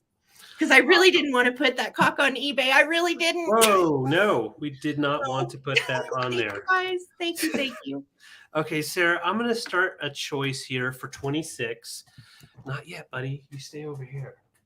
Okay, so I have some folk art, some folksy stuff for y'all. You like to get folksy? Let's get folksy. So we have a Mexican style, or Tonala style Mexican pottery bird, and it has been wrapped with the Mexican yarn. I think it's Huichol, Huichol. I've seen it a lot, but I've never heard of the name of the yarn. So it is an artisan piece and beautifully done. There's no dust or hair all over these. Usually they do get pretty dirty if you can find these out in the wild. Just beautiful Mexican folk art piece. He measures right at 7 inches long. And let me show you how he sits down. Yeah, we went from Sarah's fancy cock to this little duck. Hey now. Bird. It's all good. We appreciate every single kind of vintage and antiques. I know. It doesn't, yeah. I appreciate it all. I agree. And he is beautiful. All the beautiful coloring going on there. And this is actually a very affordable price for this. This style of artwork is a little bit more on the higher side. As you can tell, it takes a lot of work. You can see all the detail that is taken into the yarn, the different tones coming down to create all the different designs. And even on his underside that sits on the table is finished up pretty much to perfection. Tons of colors. I think this is great going into the summer. So that's your first choice. Second choice is, I'm always excited to find these, a beautiful Dala horse. And this is made by Nils Olsen. So I was wanting to make sure. You can see that there is a little tag residue right here. I didn't clean that off. That is from the original tag, and it was a little foil tag that said Nils Olsen, hand-painted Swedish. And so that was the sticker on there. These usually go for about 40 to 50. Wow. Because they are legit from the mid-century Dala horses, hand-painted. I recognize that name. Nils Olsen, yes. And yes, Susan, that is yarn. So underneath, it is what you would consider like what the Tonala birds were made out of with the pottery, and then they just line it and cover it completely with the yarn design instead of hand painting it. So it's a different style, but has the same type of coloring and designs. And there's no nicks or any chips off of this guy. His ears are in great condition, as with his little feet and little hooves. And once again, the original sticker would have been right here. By Nils Olsen. Now, was he married to Mrs. Olsen and they had a daughter named Nellie on Little House of the Prairie? No, Nils is cousin Nils. Just Cousin kidding. Nils was off in Switzerland. He was having fun hiking up in the mountains. Nils. And yeah, when he came back, the whole town was gone. The tornado came and just took it all. Who watches Little House on the Prairie still out there? Because we used to. We haven't for probably about a year or two. But it's always fun to catch up with it's those. a good one. You can't That's go a good wrong one. with Nellie. You can't get more wholesome than that. That's right. That dang Nellie. Yes, all painted too, Cheryl. Or Sherry, yes. No, they don't talk. Dusty Moose. No, Nellie. Whoa, Nellie. And this one just goes chirp, chirp, chirp, chirp. All right. Thank you, Patsy. Okay, I'm going to go ahead and count down. We're getting crazy now. So this guy measures right at 4 inches tall. So great. And this one I would leave out year round. It doesn't have to be a holiday piece. It's a Swedish piece, folk art from the mid-century. So why not display it with all your fun stuff? For choice, and I'm going to count it down. Thank you so much, Linda. 15, 14, 13, 12, 11, 10, 9, 8, 7, 6, 5, 4, 3, 2, 1. Bid end. Bid end. Bet you never seen that before. Uh-oh. All right, Linda, I see your just in case. Looks like you may not need it. Peaches is getting some water. There's our bid end. So for 26, Linda, let me know if you would like our little horsey or if you would like our birdie, or you can do both if you would like. And then Spotty Mushroom is going to have second choice. Spotty Mushroom's right up. Linda. Yep. Awesome. So we'll just wait and see. Thank you guys so much for being here. And also, if you haven't subbed to Sarah's channel here on the Traveling Button, please give her a sub. And also, if you don't mind giving me a sub, I'd appreciate it. Linda, I got you for our birdie. Thank you so much. And then Red Spotty Mushroom, just let me know in the comments if you want the little dollar horse. If not, just put pass, no worries. Awesome. I know. He is keeping one-liners, indeed. I can't keep up with 2 lines. It has to be one. You just can't. You just can't. Let's do a little kitsch. Let's get kitschy. I have some vintage Disney, and I have special vintage to go with them. Come here, lady. All right. Thank you, Red. So I'm starting. This is a threefer. Okay, you're going to get all 3 pieces. And I'm starting the pieces at $30. So first up in the 3-piece set is a Swarovski crystal Cinderella shoe. This was also from one of our estate sales. It is absolutely precious, and I feel like it belonged with Cinderella and her prince. Now, granted, the prince has a shoe, okay? But is it as cute as this shoe, ladies? I mean, let's choose. Do you want the silver clog or do you want this bougie thing? You know what I mean? So I am including them together because this truly is the Swarovski Cinderella shoe that they made for Disney. And these are vintage Disney figurines. Oops, there's the price. Love that. Sorry, guys. I've got my estate sale prices still on there. These are made in Japan, and they are very, very sweet. And the prince also has Disney Japan on his little foot, and she has Disney Japan above her princess hole. Okay. So her princess hole. Yeah. She's a Disney lady and she's ceramic. I don't think I've ever heard that called that, but demure princess hole on the I'm going to use that. Shut up, David. Okay, so then the prince has his little tassels, and again, he's got the glass slipper, if you will. But I feel like the Swarovski one is really, really nice and a lot better. So this is going to be for the 3-piece set, and I'm going to balance them like my crazy husband. All right. So you get Cindy, you get Prince Charming, And there's their little shoe. Is that cute or what? That is. She's like, I've got to go to the ball. And if you Google that Swarovski shoe, the shoe alone goes for 30. Yeah. Just that little tiny shoe. It's insane. The comps on the Swarovski shoe are crazy. So I'm just including it all together because I feel like Cindy should have her real glass slipper, or in this case, Austrian crystal. And I think 30 is a great price when you consider you're going to get her and her prince and her Swarovski crystal shoe. Excellent. Yes. There's a reason he What? chased her to return that shoe. That's right. That's right, Impromptu. That is exactly right. Yeah. I mean, Dusty Moose, we've got everything. We've got really expensive crystal dwarf roosters to princess holes. You just never know. Yeah. Yes, I know. It's another night at the Coleman Collective. Just another night with Sarah and David on Sunday. Yes, so naughty, all of you. All of you are so naughty. All right, I don't see any interest on my princess, her hole, her prince, or her shoe. I agree. Yeah. So $30, and that's for the whole shebang, guys. That is a great deal because, like I said, the Swarovski little crystal shoe truly goes for 30 to 60 alone because it is the Cinderella princess shoe. So even just her by herself with the shoe, I mean, I feel like he's throwing her off. Look, there's their shoe. Yeah. So cute. He's just cramping her style with this old silver shoe.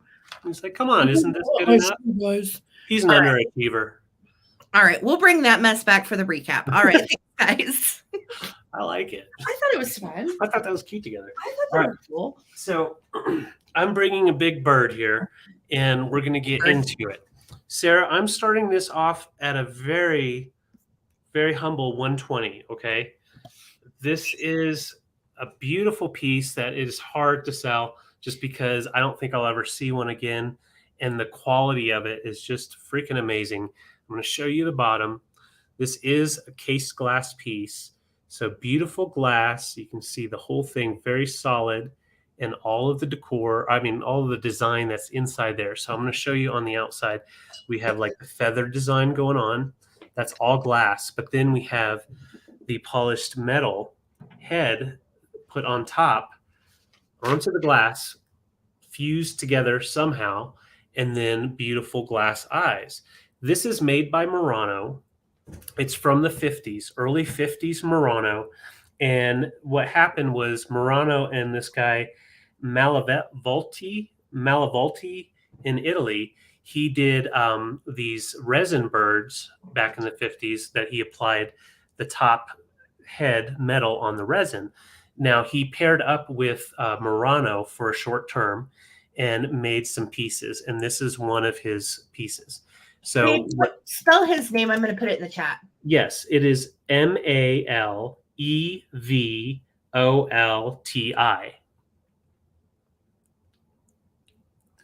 Okay, and what they did was they used for the body with the blown glass, they used mica to simulate the feathers, give that sheen to it with the beautiful colors of the glass. And once again, that's a solid piece of glass. You can see up into its body and see how it is made. And then this is fused on with that beautiful polished metal. It's gold metal. And then the glass inlaid eyes. Now, just the pieces that are resin usually go for about $700 to $900, and those are the more well-known ones. This one is a harder to find piece. I could not find it online. We got it at a very nice estate sale, and Sarah and I actually were standing in line to check out. We had already seen it a few times. We were like, there's no way. It's probably way too expensive for us to grab. We decided to go ahead and grab it because it is such a unique piece. And anytime you can find metal and glass put together, you know it's high quality because very few glass makers even want to take that chance. Right. And it is just a beautiful sculpt, a mid-century piece. What kind of bird is it again? This bird is called, did I not write it down? Oh, no, because that's a hard one to remember. Oh, ibis, IBIS. There we go. So it's an ibis bird. Yeah. And you can see in that metal, you can see beautiful, beautiful lines. And his beak is nice shape, no scratches or chippies, because on that metal, sometimes stuff like this can get chipped. I want to hold him by his head, but you should not do that.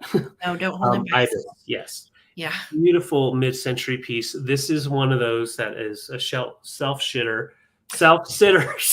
What? a shelf sitter all by itself. Look what you made me do. And she's gone. So as you can see, the words are not flowing like honey, but I'm trying to get in on that so you can see on the inside. So you can see all the way up through there, the different types of tones of I can hear Sarah laughing upstairs. It almost looks like feathers, and just a beautiful, beautiful size too. It's 7.5 inches tall, and then 11 inches long from the tail to the beak. Yeah, we're not going to do this ever again, I don't think. Off the rails. Yeah. You do this every Sunday. No, am I going to get fired? All right. So I think this one, Les, I see you're 120. Thank you so much. I'm honestly, so sorry. If you were to just set this on a shelf all on its own with nothing else, I think that's what it kind of deserves. It is just a beautiful one. Well, happy birthday, Lisa. Lisa, we're so glad we could turn up for your birthday, girl. Well, thank you, Red Spotty Mushroom. That was a slip of the tongue. Yeah. My bad. Him's not good with words.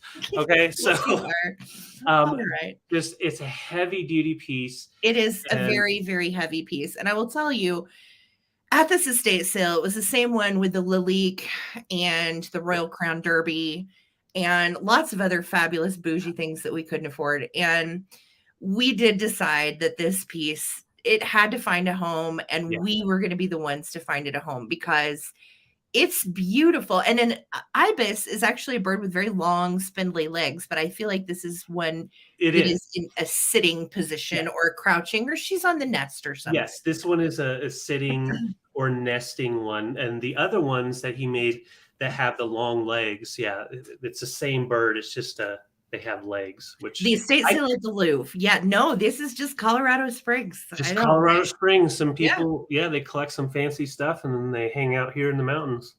So I'm going to go ahead and count this, Les. If you get this for 120, I'm happy. So if you're interested, get in here and Les, definitely go ahead and put in a just in case if you want to. So here we go. This is from the 50s, Murano and Malavolti. And you will not find this online. Good luck. It's not here. The only other thing that we found with Malavolti and Murano together is a duck, and it's not very cute. This by far is the more attractive piece. Yes. The duck was kind of yeah. PG. We are PG on this. We are PG. You know this. Yeah. Love Sarah David. Get out of Dave's mouth. Okay, here we go. We're going to count down 15, 14, 13, 12, 11, 10, 9, 8, 7, 6, 5, 4, 3, 2, 1, bid end. Yes, it is an incredible piece. This is definitely one that you will never put away. You'll definitely keep it out. It's elegant. It's beautiful. It is art glass at its finest. Yeah, we were thrilled. Oh, it is so beautiful. Les, I see your just in case, hon. Thank you so much. I'm just thrilled that it's getting a home. Again, when we saw it, we were like, we would really like to bring this on a Sunday night. So thank you guys so much. Thank you guys. Les, for 120. Thank you so much. I'm so excited to see what you do with it. Wonderful. He's a pretty bird. You all have such spectacular collections. Yeah. Send us pictures. We want to see. We want to see how you display all your jazz. All right, let's do another piece of Sabino. This is a bowl that I'm going to do, and I'm going to start this one at 78. This is the large raspberry bowl. This is an older piece that dates to the 60s. And it is absolutely beautiful. It's almost 6 inches in diameter. So this is Sabino, and as you can see in the middle, you're going to see Sabino, and then you're also going to see Paris, France stamped there. Some of the older pieces say Paris, some of the newer pieces just say France. So this is definitely a great piece. And you have the little relief raspberries on the bottom. There are no chips, there are no cracks, there are no issues whatsoever with this piece. And I think it is really stunning. They also, I think, could be feasibly blackberries, but everything that I found with the Sabino guide say that it is a raspberry. But I think they kind of also could look like blackberries. Yeah. Again, gorgeous piece of Sabino French art glass. And I am so thrilled to have gotten into the big lot of this that we did the other day. And just a stunning piece for your collection. This one I would probably sit up. This opalescent glass really does display best in sunlight because it kind of gives it a fire, like a peachy opalescent glow behind it. It's the best opalescent glass, in my opinion, out there. Yeah. Now that I've gotten to experience quite a bit of it myself, I will tell you, all other opalescent glass after this pales in comparison, truly. Yeah. It is It really a does. gorgeous piece. Yeah, beautiful, beautiful. Sets really nicely on the little raspberry feet. And that was what I was kind of apprehensive about with this piece, is that it might have chips because the raspberries are the little feet. It does not. No chips, no issues whatsoever. I'm going to show you this also on black to show you how beautiful the opalescent is. It's kind of a greenish, just without light. It's a really greenish blue hue that all of these pieces have. And then within the light, they glow. So really, really pretty. Harry, I know that you are getting your collection going. If you guys are Sabino people, you know that this one is one of the older pieces and it is absolutely gorgeous. This is the 5 3/4 diameter larger raspberry dish. Right. And they do make one larger than this that is like an 8 1/4. And that one is really spectacular too. So if you get a chance to collect them all, definitely look for the large piece as well. Yeah. All right, guys, I'm going to start a countdown. And if you have any questions about the Sabino glass or the Sabino estate sale we attended, definitely shoot them to me in email because I've had so much fun learning about this company and getting to bring these pieces to you. All right, guys, here we go. 15, 14, 13, 12, 11, 10, 9, 8, 7, 6, 5, 4, 3, 2, and 1. Looking for a bid in. Thank you, Krista. I know. I love it. It is. It's beautiful. It really is a nice piece. And if you're into French art glass, this is a good way to go. Great way to get your collection. Yeah. Harry, I see you're just in case of 99, my dear. Thank you so much. Raspberries. Raspberry beret. Yeah. Yeah, I like the fact that the texture is on the bottom. So when you're looking from the side, you can see it just sticking out. Mm-hmm. And I love the fact that it's written in several different places. And it is written on the back. It's written on the front. And you've got the sticker. So there's my bid in from Lisa. So Harry, for 81, this dish is coming to you. Congratulations. Thank you so much, guys. Thank you. Excellent. Thank you. Sarah, I have a choice, and I'm excited about this choice. I'm bringing back some brass. We got to have some brass. Do we have any eagle fans out there? I can't hear you. No? No, I'm starting these off at, we're going to do 34 for choice. And the reason I'm doing choice, well, you'll see. So we have this beautiful eagle. He's holding on to the globe, he's taking off with it. And it has its original sticker, which I was super excited to see. So I'm going to show you. On the bottom here, it says Leonard's Silver Manufacturing Company. Nice. A solid brass collection. So this is from the late 70s, early 80s. And just a beautiful sculpt of the American eagle. I think this is great for mid-century, decor, but also great if you are planning on doing a 4th of July display or Americana display. Yeah. Anytime, this is just a beautiful piece to add in. It is high quality. It's not like made in, some of the pieces that are not quite solid. You can see beautiful etch work on it and polished up really nicely on its beak. And there you go. And I'm going to show you the back tail. So just a really nice condition. He measures right at 11.5 inches tall. Second on this choice, which I think pairs really nice, is a bugle. Now this bugle is Wow, David. from a war or anything. I'm going to show you. We've got the Made in India sticker up here. It's right up in here. It's not going to really show you, but it says Made in India. And they did make these back in the 60s and 70s, kind of like a commemorative type of piece because people wanted to decorate with them. And this does play. If you wanted to play it, it does have the mouthpiece and it will play if you know how to play them. This measures right at 11 inches tall. And I just thought these would look so amazing either together or close together in a display. It will sit on its bell.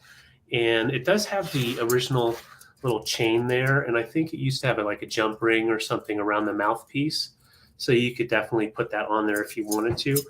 David, what was the chain for? Do you know? The chain was for the mouthpiece. So when you're doing, in fact, I'm going to take that. So when you're doing movements, different things like this, if the mouthpiece went flying, it wouldn't fly very far and you'd still have it. Gotcha. Yeah. Patsy's asking, where was the eagle made? The eagle was made in, Taiwan, and made by Leonard Solid Brass, and it's Leonard Silver Manufacturing Company. There it goes. Okay. Nice. Yeah, a very nice piece, made solid from here on up, and then the base is just a nice thin piece, and it does balance really nicely, so it's not going to topple over on your glass or on anything like that. I just love bird pieces. I know I've got a few birds tonight, and Sarah had quite a few birds too. Just really fun to decorate with, in my opinion. Mm-hmm. Yeah. And I agree, Dusty. Typically we don't. Yeah. Right. Right. So I'm not seeing any interest in that. Okay, Harry, I see you at 34. I will go ahead and count down because I know we still have a lot to get through and we don't want to take too much time, but just beautiful pieces. Great Americana too. If you have like a primitive Americana display, I think that would be beautiful. Oh, I agree. Mm-hmm. And this right here, I think is just great for any Americana display for sure. And once again, it will play. I'm not going to do it for you because a lot of you guys will want to leave. You did it the other day in the house, and it scared the weapons out of me. Yeah. So they're really great pieces, Americana. Patsy, I see you're 35. We're going to go ahead and count down. 15, 14, 13, 12, 11, 10, 9, 8, 7, 6, 5, 4, 3, 2, 1, bid end. He's flying. Harry, I see you're 36, and Patsy, I saw you're 35. And this is going to be for choice, red spotty mushroom. I saw you in there. And Patsy, you're just in case of 43. And there's Harry with a just in case of 45. So we're just waiting for our bid in. We might see another one jump in. Nope. There's our bid in. Thank you, Lisa. So for 44, Harry, let me know if you would like the bugle or the eagle. You can always do both. And then Patsy, you're right behind at 43. And so just be on the ready. We'll wait to see what Harry says. And then we'll just kind of move on down. And then red spotty mushroom will be third since Harry had the second bid. Yes. Yep. All right. So Harry, Patsy, and Spotty. Okay. All right. Harry wants the eagle. You got it. Harry's coming to your house. And then Patsy for 43, let me know if you would like the bugle. And that was the one that is made in India. It's got the sticker on the inside. You can just put pass if you don't want it. And red spotty mushroom is next after that. All right. So we'll just wait and see. And thank you, Harry. Thank you all for all your bids. You bought a new shirt, and guess what? Did you get salsa on it, Daniel? I bet you Oh did. no. Oh no. All right. Well, we will wait to hear. No worry, No worry. Patsy. No worry, Patsy. So red spotty mushroom, just let me know in the comments if you would like the bugle. And if not, just put pass. Thank you guys. All right. Perfect. Okay. Next up for me. Again, I had a really good week. I did. Really good week. I found a fantastic book I was super excited about. I'm starting this at $58. And the reason why is this is Jean Ingelow. She was an American poet. Gotcha. Or no, actually, she was English. She was an English poet. And this book dates to 1884. This book is 139 years old. So Wow. that is why I am starting it up there. It is in really pretty great shape as far as the binding and everything is still there. The only inscription on the inside is written Maggie, and it's in pencil. So you could erase it if you like. I typically like to leave the original inscriptions. And then if you're a collector and you want to erase that, that is completely up to you. The opening page is the illustration of the haunt of the nightingale. And we do have our original little vellum page that is in the front. The poetical works of Jean Ingelow, featuring Shepherd Lady and other poems. And then you can see, whoopsie, right down here, Chicago and New York, Belford, Clark and Co., 1884. Now, the other books that I found by Jean Ingelow were 1887. So this was actually the oldest one I found out there. I did not find any older than 1884. She passed in 1897. So this was only written like 13 or produced 13 years before she passed away. And really, really stunning antique artistry. I'm going to show you. You've got, I think those are dogwood blossoms. Yeah, they are dogwood blossoms. You've got the musical instrument. And then this is in gold. The cover is blue and green. And then you do have quite a bit of the gold patina left on the pages. The back has a little bit of staining, but again, if you are a book person and you know how to remove that, you certainly can. It does not have water damage or anything like that. And the pages are outlined in red. And it is very, very beautiful. It's a well-known poetry book as far as antique poets. Jean herself was born in like 1820. There's the binding, just so you can see where you're to. And she was a poet. She also was a novelist as well, but most famous for her poetry. And she also did write some stories for kids along the way. Yeah, it is great. I will read to you. What an unlucky dog I am. And he broke into a laugh. But as for you, on all hands, you have the best of me. Men have not robbed you of your birthright work, nor ravaged in old ways a peaceful field, nor wedded heiresses against their will, nor sinned, nor stooped, nor overreached, that you might drone a useless life away. Mid half a score of a bleak and barren farm, and half a dozen bogs. Oh, rare, I cried. His wrongs go nigh to make him eloquent. Now we behold how far bad actions reach, because 500 years ago a knight drove geese and beeves. What the hell are beeves? Beeves out of a Franklin's yard, because 300 years ago a squire, against her will, for her fair estate, married a very ugly red-haired maid, the best inheritor of all their pelf. Pelf. Oh, it's a good one.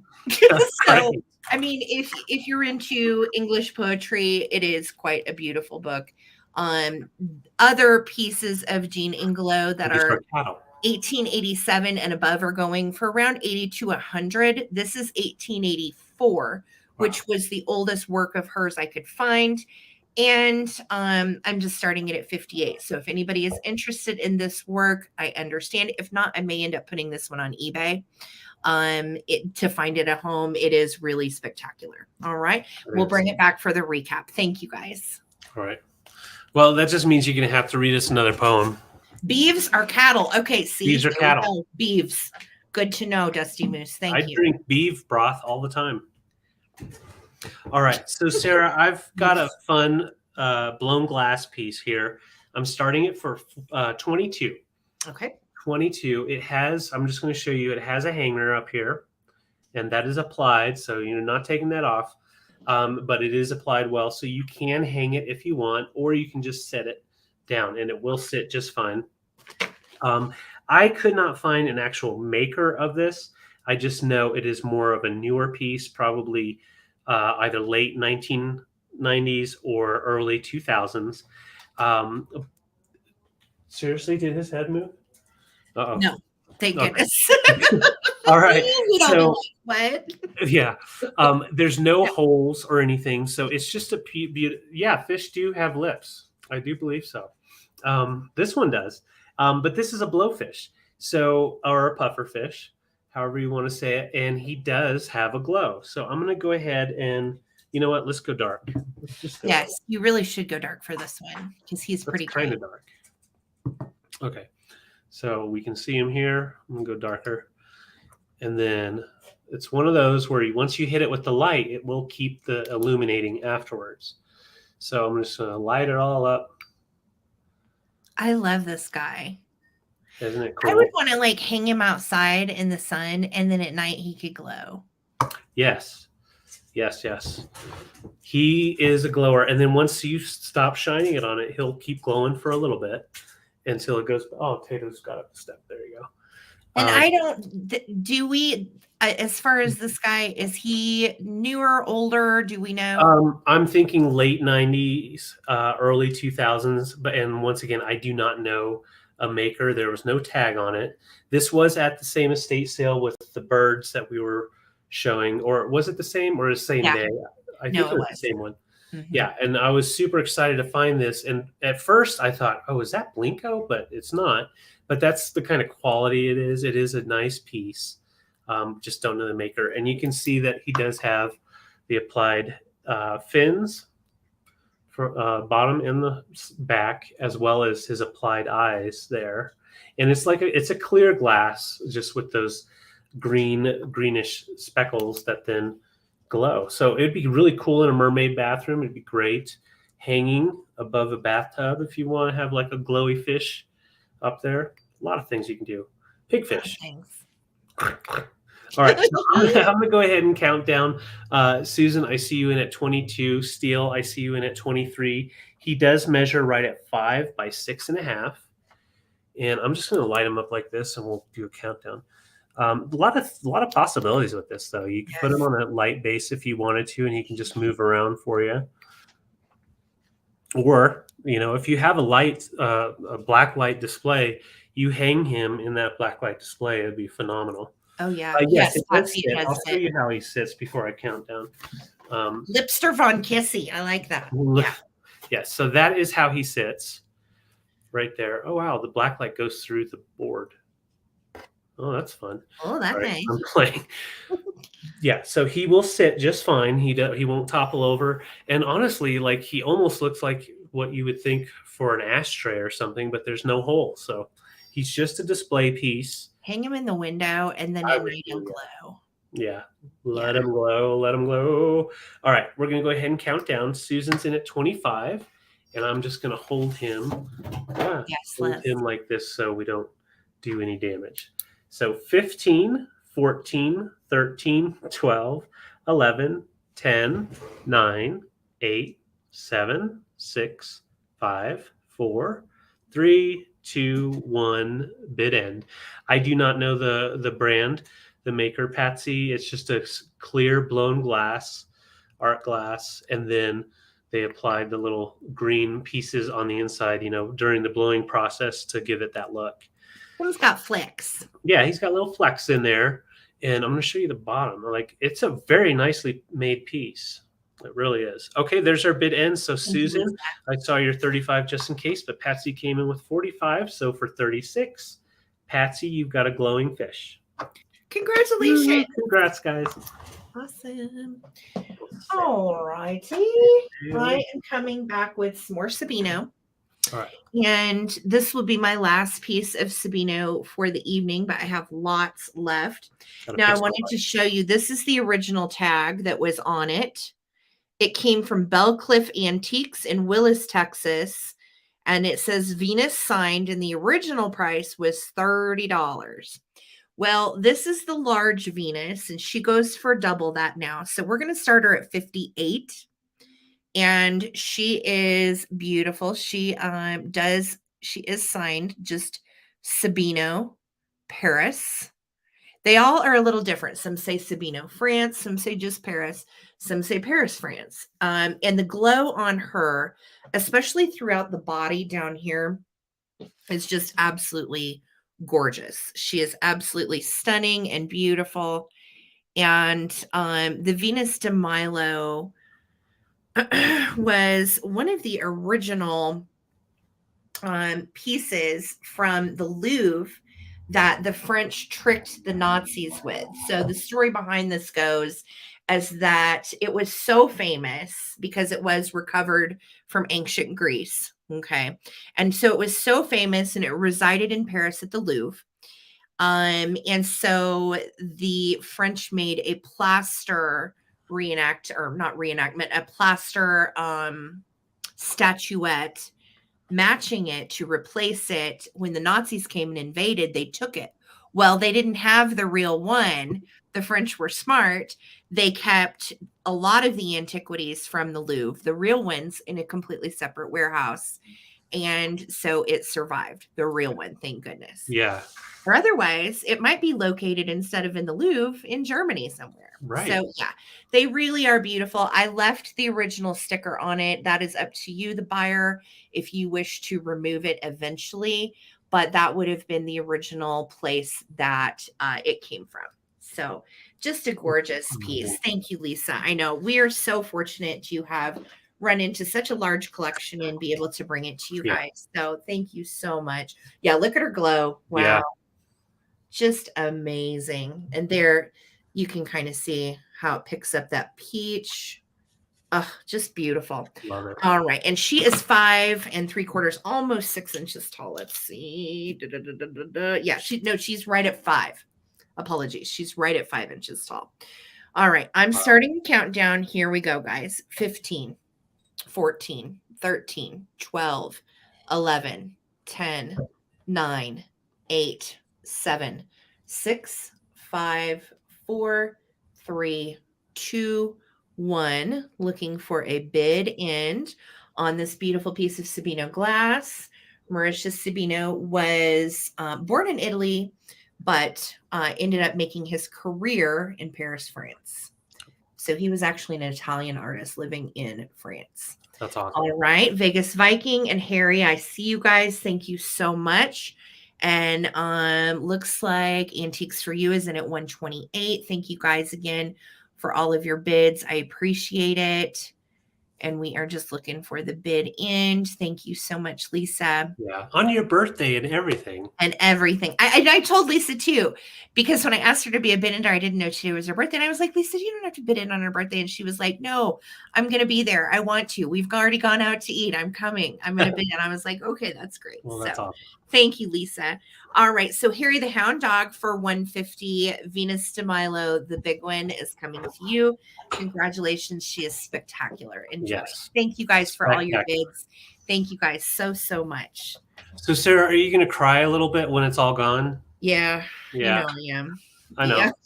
I will. I'll probably cry a little bit. But it's not done yet. There is more. Just because they're so fun. They're fun to bring, and they're nice to have. Yeah. So, Sarah, I've got a choice here, and I'm starting these off at $18. These actually came from that same estate sale that we were just talking about. They had a nice eclectic life, but like you could tell that they kept all the good stuff. So they had 2 of these beautiful marble agate ashtrays, and they are made into a 6-pointed star. And you can see we have the 3 different slots. Now, do you have to use it as an ashtray? Absolutely not. You could use it for incense, is what I would definitely use it for. Put a cone right in here with something underneath it and it can burn. Or you can even lay down your little sticks on there if you want. Lay 'em But down. just lay them down. They're nice little accent pieces. Imagine on your, nice walnut or your dark wood counter, setting these down flat on there. Just I like stand the out. mid-century shape. Yeah, nice shape to them. And I don't have a maker on them. They are nice. Are these alabaster, David? Or are they quartz? I believe they're alabaster. Okay. I couldn't nail it down for sure, but if I had to put money on it, I would say alabaster. There's no damage. They're not chipped or anything. And when you see the different lines in there, that's just part of the stone. Beautiful pieces. You could definitely hang them on the wall as well if you wanted to. Makeup brushes, that's a great idea. Mm-hmm. These are perfect for cone incense too, to put in the middle, or stick incense to lay on the sides. We're big incense burners around here, so I always love stuff like this that just works out well. Yep. Yeah. Oh, there's Patty. Thank you. And thank you, Karen. So on the 2, I'm going to show you. Sorry. You're good. This one right here doesn't have any major marking that you would see or stone marking, except for just this one right here. You can see the stone tone coming in here. Now this one has a little bit of a different style to it. It has kind of you can see a little white piece right in there. It's not a break. It doesn't go as a break. It's just part of the marbling, but I wanted to show that one star will have that. It just kind of stands out a little bit, but I think it's beautiful. Patty, I see you're 18. These measure right at 8 1/4 inch in diameter. Nice. Yeah. Yeah, those are cool.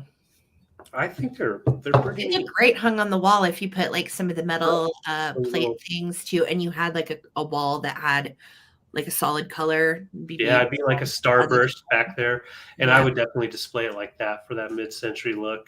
Beautiful. Yeah. All right, I'm going to go ahead and count down, and if you're interested, I have 2 in here, so you can always get in there. And Patty, I see you're 18. 15, 14, 13, 12, 11, 10, 9, 8. You can double them up too. Ooh, 7, that's cool. 6, 5, 4, 3, 2, 1. Bid end. Those would be nice at Christmas time too. Yeah. As soon as I stacked them up, I was like, oh, yeah. That would look like really a mid-century Christmas display. But honestly, I think these mid-century stars are great anywhere. Yeah. All the time. Those are so good. I agree. Thank you, Lisa. And Patty, just let me know if you want 1 or 2. And I'm going to show you the one. We're going to go 1 for number 1 has the white you can see on one of the star points. And then 2 doesn't. So that's the only difference really. And Jose, I see you're 20, but it came in right after the bid end. So Patty, both are yours. Thank you. Congrats, Patty. Those are awesome. We really liked those. Yes. All right, guys, I have some fun scarves that I found recently. I'm starting these at 14 for choice. There's 4 of them. And the first one is super festive for March.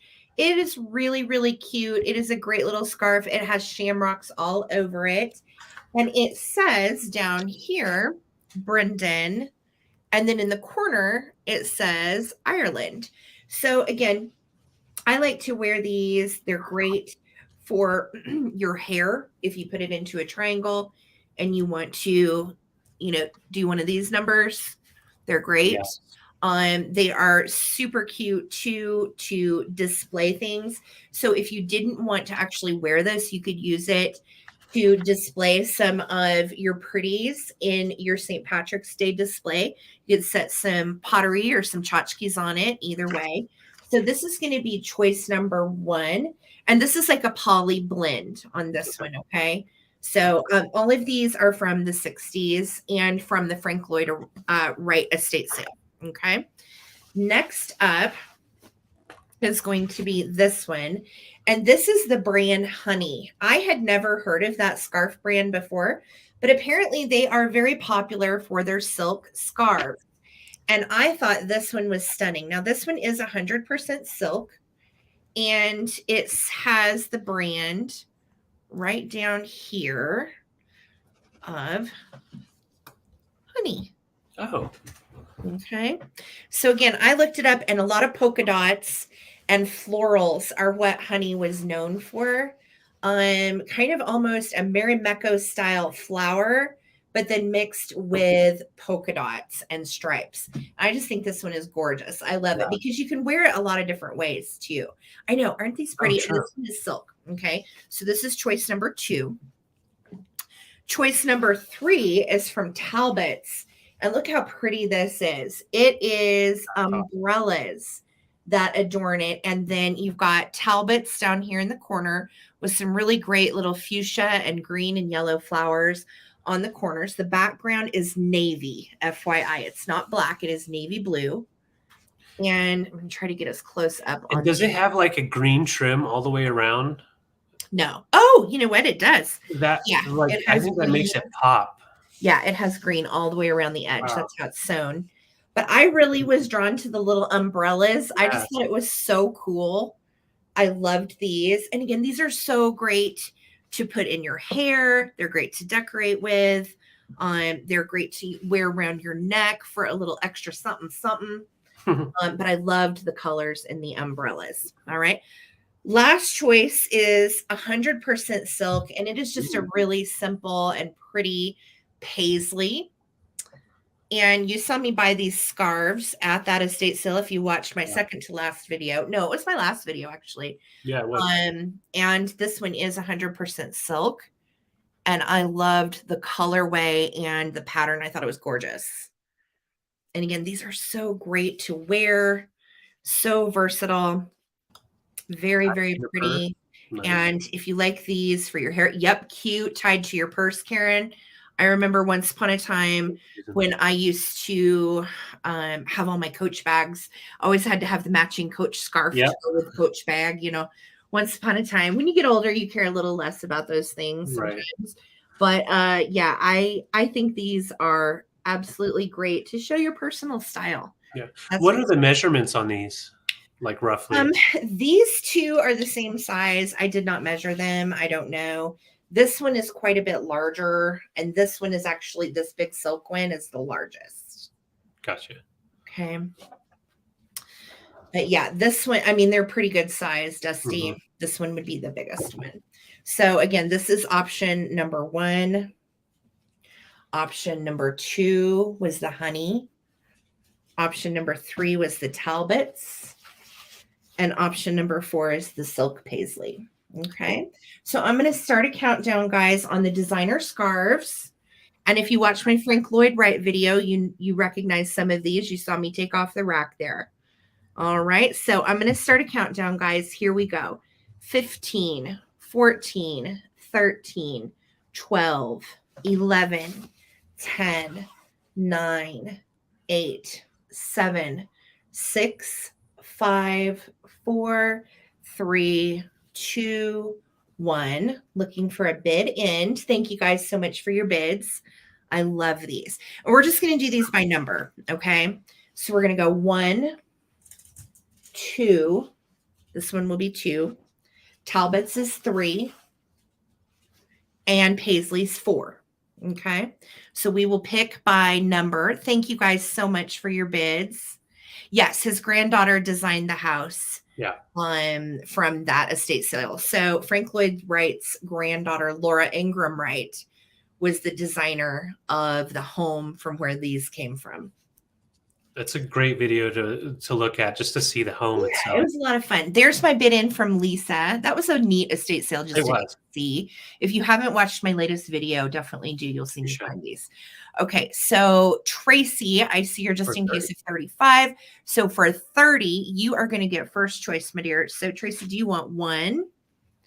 Do you want 2? Do you want 3? Or do you want 4? Okay, we'll just do them by number. Yes, she designed a ton of homes here in the Springs. Yes, that's correct. She did. She designed quite a few, over 150 different structures in Colorado, actually, that she did. Okay, Tracy, here's 4. And here's 3. You got it. Those are coming to you, my dear. So then Dusty Moose gets chances at, oh, she wants number 2. Okay, Dusty's taken 2. Thank you so much, Dusty. And number 1 is left. Karen Lord. Let me know if you would like number 1. And behind Karen Lord, I think that was the last one Patty. would be Patty Rose. Patty. So if Karen Lord passes, it's going to Patty. Otherwise, Karen Lord, this is yours. All right. Thank you guys so much. Thank you. Thank you. Thank you. Awesome. Beautiful. Oh man, I should have been looking. Okay. So fine. All right, Karen, I got you. Hey, Great. Karen. Thank you. Thanks, Patsy. Oh yeah, thank you, Patsy. And I have to give kudos to Sarah because like when we go into these estate sales, they're fun. It took me a while to be able to actually be comfortable shopping at an estate sale without feeling weird. Yeah.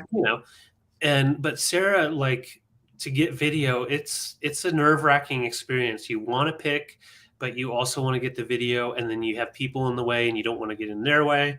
Well, and then you also want to get the goods. Right. So it's a lot. There's a lot to it. Yeah. So I'm trying, and yeah, I've worked out a strategy to film at estate sales. And what I've come to is that I can't always talk.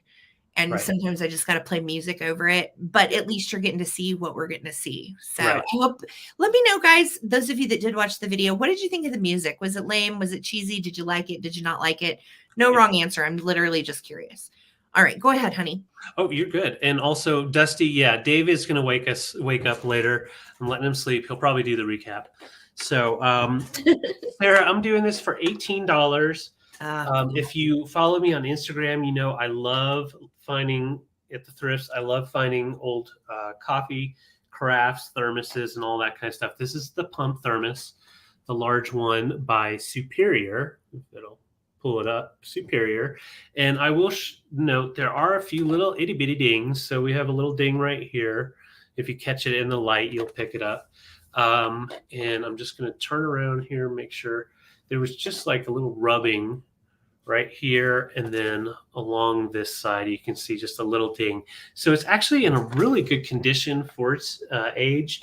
And because they did usually use them.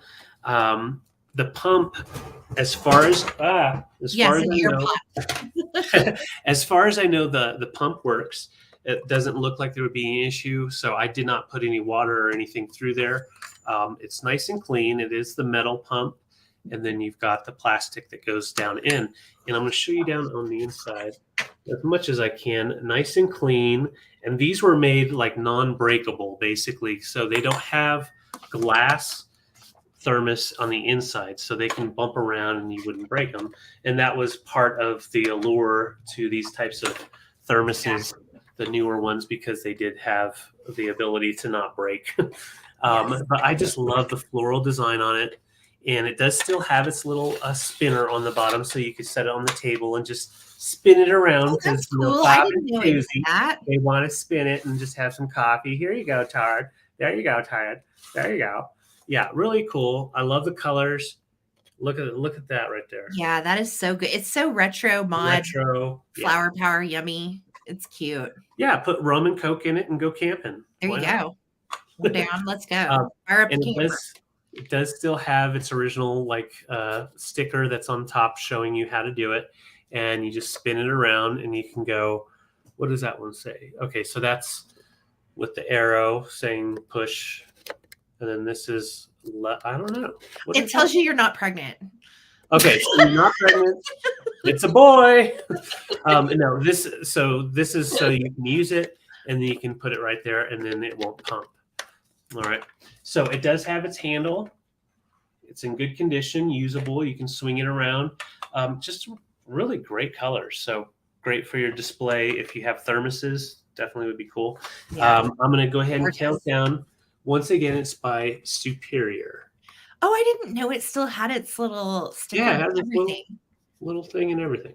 Yeah, that is so beautiful. I love the colors on this. And they are so handy, truly. Like if you're just having people over for the afternoon or the evening and you guys want to drink some coffee, these are so nice if you're entertaining. Pop it up, take the little tube out and fill it full, and then lock it up and you can take it with you. So I'm going to go ahead and count down. Thank you, Karen. Appreciate your bid. And I'm just going to spin it around one more time so you can see it. 15, 14, 13, 12, 11, 10, 9, 8, 7. Oh, Karen, that's a great idea. 6, 5, 4, 3, 2, 1. Dead. I'm like, Karen needs to get this because she needs to take this to rehearsal. That's right. I hope it's going well. I bet it is. That sounds fun, going to rehearsal. And I bet everybody at rehearsal would be like, Karen, you have the coolest coffee pot ever. I know. They're going to be like, can I have some? You'd be like, no, that's not mine. No. All right. So, Karen, this is yours for 18. Thank you so much. Awesome. Congratulations. All right. So I have these really cool little pieces, and I get nerdy excited when I find something with this much color and this much iridescence. And these really spoke to me because they're little hearts. So I am going to start these at $18 for choice. And these are made by, in the 1960s, by Kemple McKee. And the pattern is actually called a glass Aztec pattern, which I think is just beautiful. Look at this. Oh my God. It's reminiscent of Hobstar and other hobnail type things. Sarah, this one has that design on there too that I had shown. Oh, it does. And I had never really seen that. Yeah. That's wild. Yes. Well, that is the Aztec pattern, and cool. It is stunning. These are 6.5 inches at the widest part, and they are in excellent shape. No chips or cracks or funkiness. And I mean, can we just talk about the beautiful oil slick carnival iridescence on this? They're just wonderful. And they're nice and thick. They're really, really beautiful. Again, these are ones you would almost want to hang on the wall. They're so pretty. So your first choice is the red one. Second choice is this stunning iridescent blue, and it really picks up some great hues of purple and green, which I think is also nice again for St. Patty's Day and coming into spring. Love those pastels, and it is just in gorgeous shape. Now you will see when you Google these, Kemple McKee did a lot of these in different colors. There's amber, there's green, but the iridescent ones are actually more rare than just the solid colored ones, is what I found in my research. Now this one should glow. I haven't even lit it up yet. Oh, there she goes. Yeah. Yeah, there she goes. Yeah. Oh, she's goodness. Full of cadmium. Oh my gosh. Look at that. Bright, bright, bright, bright. So absolutely stunning glass. Yeah, I think they're gorgeous. The Aztec pattern is beautiful, and it is exactly the same on both. Aren't these great? Yeah, I love them. So pretty. And these are great little catch-alls. You can use them as a trinket dish, next to the sink for jewelry, or on your nightstand for your rings or earrings. They also would fit a pair of glasses. Oh. Handy. Handy. That is very handy. I love little elegant touches like that throughout. Yeah. But I also love elegant touches that are functional. Yeah. So just beautiful, whether you want to display them in the hutch or actually use them. They are gorgeous. So I'm going to start a countdown, guys. This is going to be for your choice. These are Kemple McKee little heart dishes. Absolutely gorgeous, with a really great carnival iridescence to both of them. They're exactly the same. They do not have any chips or cracks. This one glows like the dickens. I don't think the blue one glows at all. Well, it does kind of have a weird... Picking up some green. Green, yeah. Just slightly. Yep. All right, guys, here we go. 15, 14, 13, 12, 11, 10, 9, 8, 7, 6, 5, 4, 3, 2, and 1. Looking for a bid end on these beauties. Thanks guys so much for hanging out with us tonight. I know it's 6:30 on the East Coast, so if you are still up, thank you. It's only 8:30 here in the mountains, so we're still going. And I just have to say, Pee-wee's in the house. What's up, Pee Love Wee? it. Welcome. All right. So there's my bid in from Lisa. Thank you so much. Kelly in Texas. Let me know if you would like blue or red, or you can take both. And then Patty Rose, you would have back up at 21. I agree, All Dustin. right. So thank you guys so much. I love these. I do too. And I'm glad they're getting a home. They're really cool. Yeah. All right. Do you want me to just go? Oh, Kelly wants both. How about that? All right, Kelly, they're both yours, hon. Thank you so much. All right. So, Sarah, I have a choice. And yeah, the night is still early, Karen. I have a couple of artisan pieces. So first, we're going to just bop right into the zebra. We've got the Artisania Artisani Rinconada. Rinconada. That part gets me every time. Did you like that? Yeah, I love it. It does still have its original tag on the bottom, and there's no damage issues. A little dust there. I'm going to pop that off. That was just tag. So cute little feller. Yeah, I'll just have to give it up there. He measures right at 3 inches long. Yeah, he's cute and sturdy little guy. Listen, give it up. Give it up. Give it up. Well, all right. Well, so my second in the choice is beautiful ironwood, and it is an eagle perched up, about to go on a little. How much? I'm sorry. Oh, $15 for choice. Okay. So this one is right at 6.5 inches tall. Love ironwood, very solid and nicely done. There's no scuffing on this, so it is a perfect one to just display either way. You can see it on. You can display both ways, and both sides are nice condition. From the 70s, I would assume on this piece, maybe late 60s, because depending on the eyes, yeah, probably late 60s on this piece. Beautiful piece. They make tons of different types of animals and sculptures in the ironwood pieces. So you could definitely start a great collection, but I personally like mixing some of the wood in with my brass, my glass. It just kind of helps, break up some of the monotony. So this piece right here, very collectible. I don't collect these, but I know there's a lot of people out there that do. And so tons of animals to collect. So great to keep on getting your collection bigger and bigger. I love the thick slices and the sculpts on these. I know. The way they did it, especially for his stripes, I think that's pretty unique, pretty cool. And I like his little eyes. Mm-hmm. What are you talking about me? All right. So I'm going to go ahead and count down. Tracy, I saw your 16, and Laura, I saw your 17. And we'll try to set them to where you can see them best. There we go. Okay, here we go. This is for choice. And Julie, thank you so much. I see your 18, 15, 14, 13, 12, 11, 10, 9, 8, 7, 6, 5, 4, 3, 2. Are you going to talk over me? Yes. 1. Good end. I don't know why. I just wanted to help you count down. Thank you. I appreciate it. You helped so much. I know. I love them both too. Who knew an eagle and a zebra would look so nice together? They're great. All right. Patty Rose, I saw your just in case of 35. And Tracy, I saw your 38. And there's that bid end. So for 36, Tracy, this is going to be a hard one, but we're going to go eagle or zebra. And you can always do both. And then Patty Rose, you're going to be second up. Hey, Bucky. You've been quiet tonight. What's going on? Nothing. We're just selling some fun stuff. We've got some folk art and some wood Easter? Pieces. No Easter tonight, man.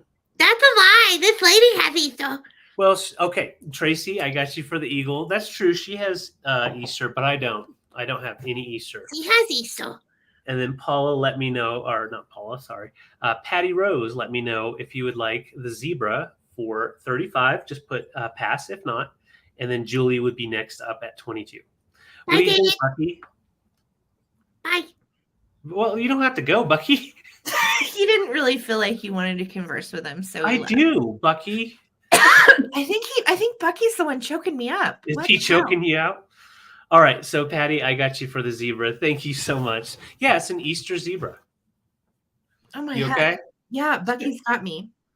Uh-oh. Oh, Bucky's little 1977 synthetic fur is doing things to me. Oh my gosh. Thank you guys. Okay. So let's see. Oh, I have something fun.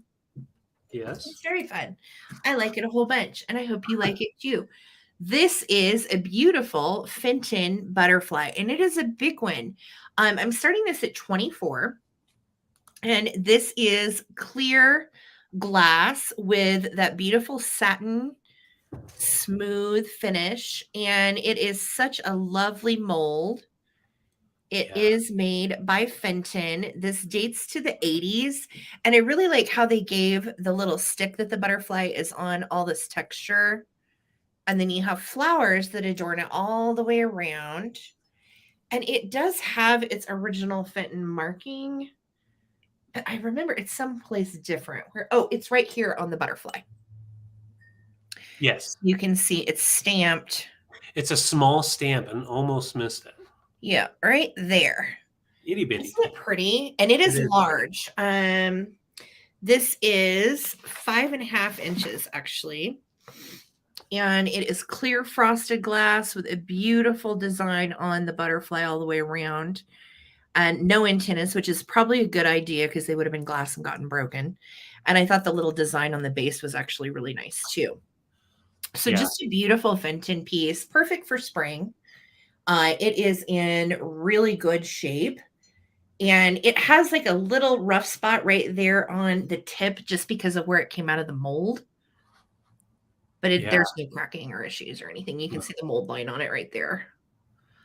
Yeah, no repair. No repairs, no chips or cracks or anything. It's in great shape.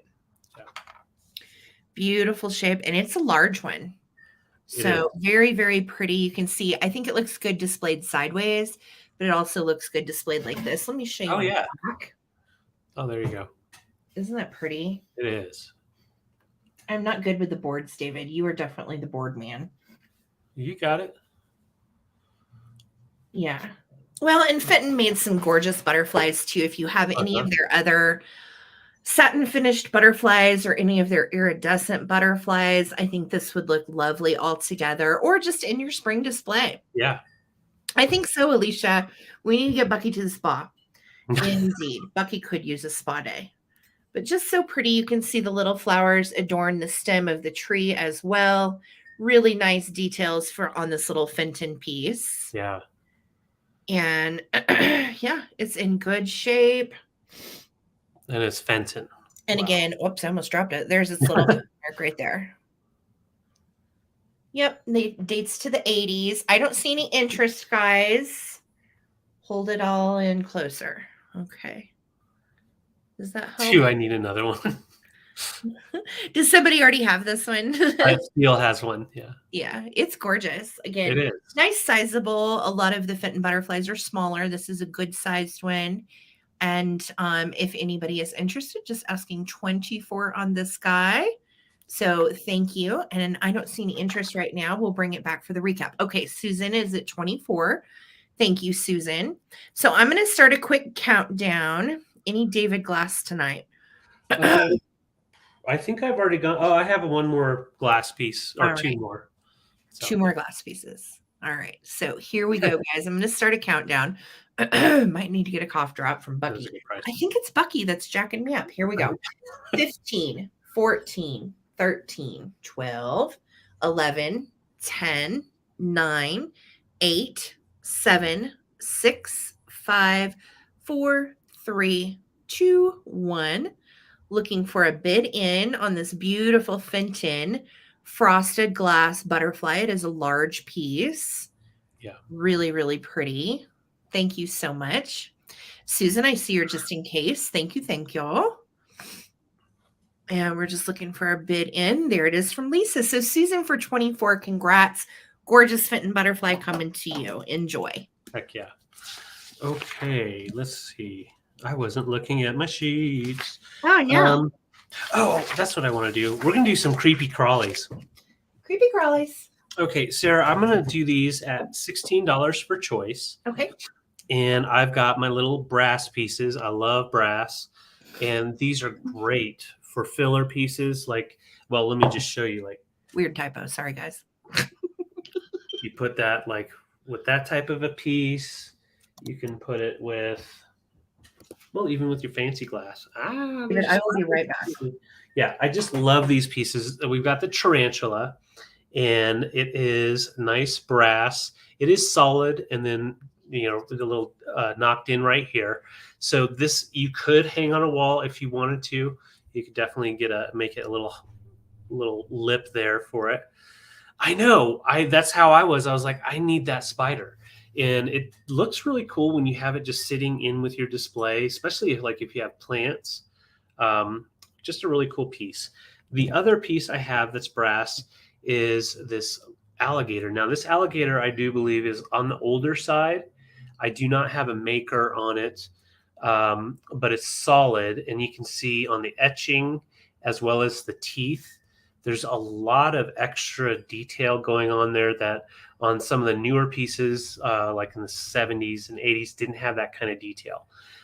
So I'm going to show you. You can see the teeth. I did not polish him up at all, so you could definitely get in there with a polishing cloth to get some of that green tarnish out of there. So you can see on the bottom a nice smooth belly, just like an alligator would have, but they even kept the detail on there. Now his little alligator paws, you can see they are pretty sharp, considering they're just for decor. So you could definitely scratch with those, but just another piece of detail on this guy. And I like the fact that the texture on the back is there, but not too much. No, does it say? Let's see. I didn't see any lettering on there. I'm just pulling this around one more time to see what we're talking about here. But yeah, just little circle spots on there to show his alligator little skin going on. And he measures right at 5.5 inches long. And then the spider is 4.25. So, I love the spider. Yeah, isn't he cool? You could even get crazy, put it over your face. That'd be really great too, in kind of an elevated, funky Halloween display with a bunch of black and purple and orange. And yeah. Yeah, I totally agree. Yep. All right, Sandra, I see you in as well. I'm going to go ahead and count down. This is going to be for choice, guys, and really interesting brass pieces. Once again, this one right here, kind of hard to find spiders. A lot of people didn't want to buy them back in the day, I'm guessing. So this spider is a little bit more on the rare side. And this alligator, I honestly don't know who made it, but I know it's on the older side just by looking at the way it was made and how it was lined, and just a high quality brass piece. So here we go. Yeah, hanging out on a tiny tree branch. We're going to count down 15, 14, 13, 12, 11, 10, 9, 8, 7, 6, 5, 4, 3, 2, 1, bid end. I wonder who would win this fight. I'm going to go probably with the croc. I would say so. Or gator. I think that would be a good gator. Yeah. You never know. You never know. You never know. All right, Dusty, I see your just in time. There's our bid end. So Dusty Moose, let me know if you would like the alligator or the spider. Zoe, your 20 came in right after the bid end. And same for Tammy. So it would be Dusty Moose, and then Zoe is going to have second. Yep. And Zoe and Tammy, your 20 came in after the bid end, loves. I'm sorry. I know. I don't like spiders either. In fact, this spider hurt me earlier today. I went to drop. I accidentally dropped it, but before it didn't hit the floor, I caught it, and it's a heavy guy. Okay, spider to go with her fly. Very cool. Okay. We used to have that's great. That would be great with that fly. Yep, that's awesome. Okay, right, congrats. So then Zoe at 18 is going to have choice on the gator. Okay, so Zoe, if you want the gator, let David know. And then if Zoe passes, it's going to go to Tammy Thomas. Okay, perfect. So Zoe, first chance. You can just say pass or gator, and then Tammy, you'll be next up, and I'll just watch the comments. Okay, great. Thank you, Thanks, guys. guys. All righty, I'm going to do this next. And I have been so excited because I'm bringing you a pre-made Easter basket. And Bucky and I worked really hard on this to make it awesome for you. And he was like, "Oh, I want to show the Easter basket." Okay, guys, here it is. Yeah. All right. So this is going to start, David, at 28. Okay.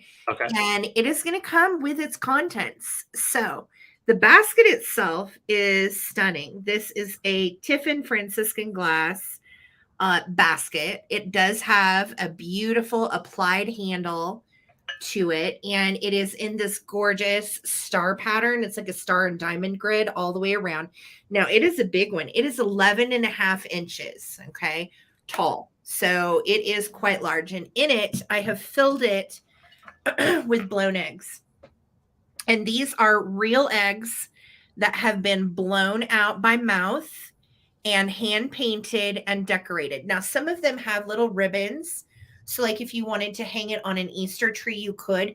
You could feasibly take the ribbon off if you didn't like that and you just wanted to display these. Can I interrupt you real quick? Yeah. Just real quick. Sandra Smith, I've got you for the gator then.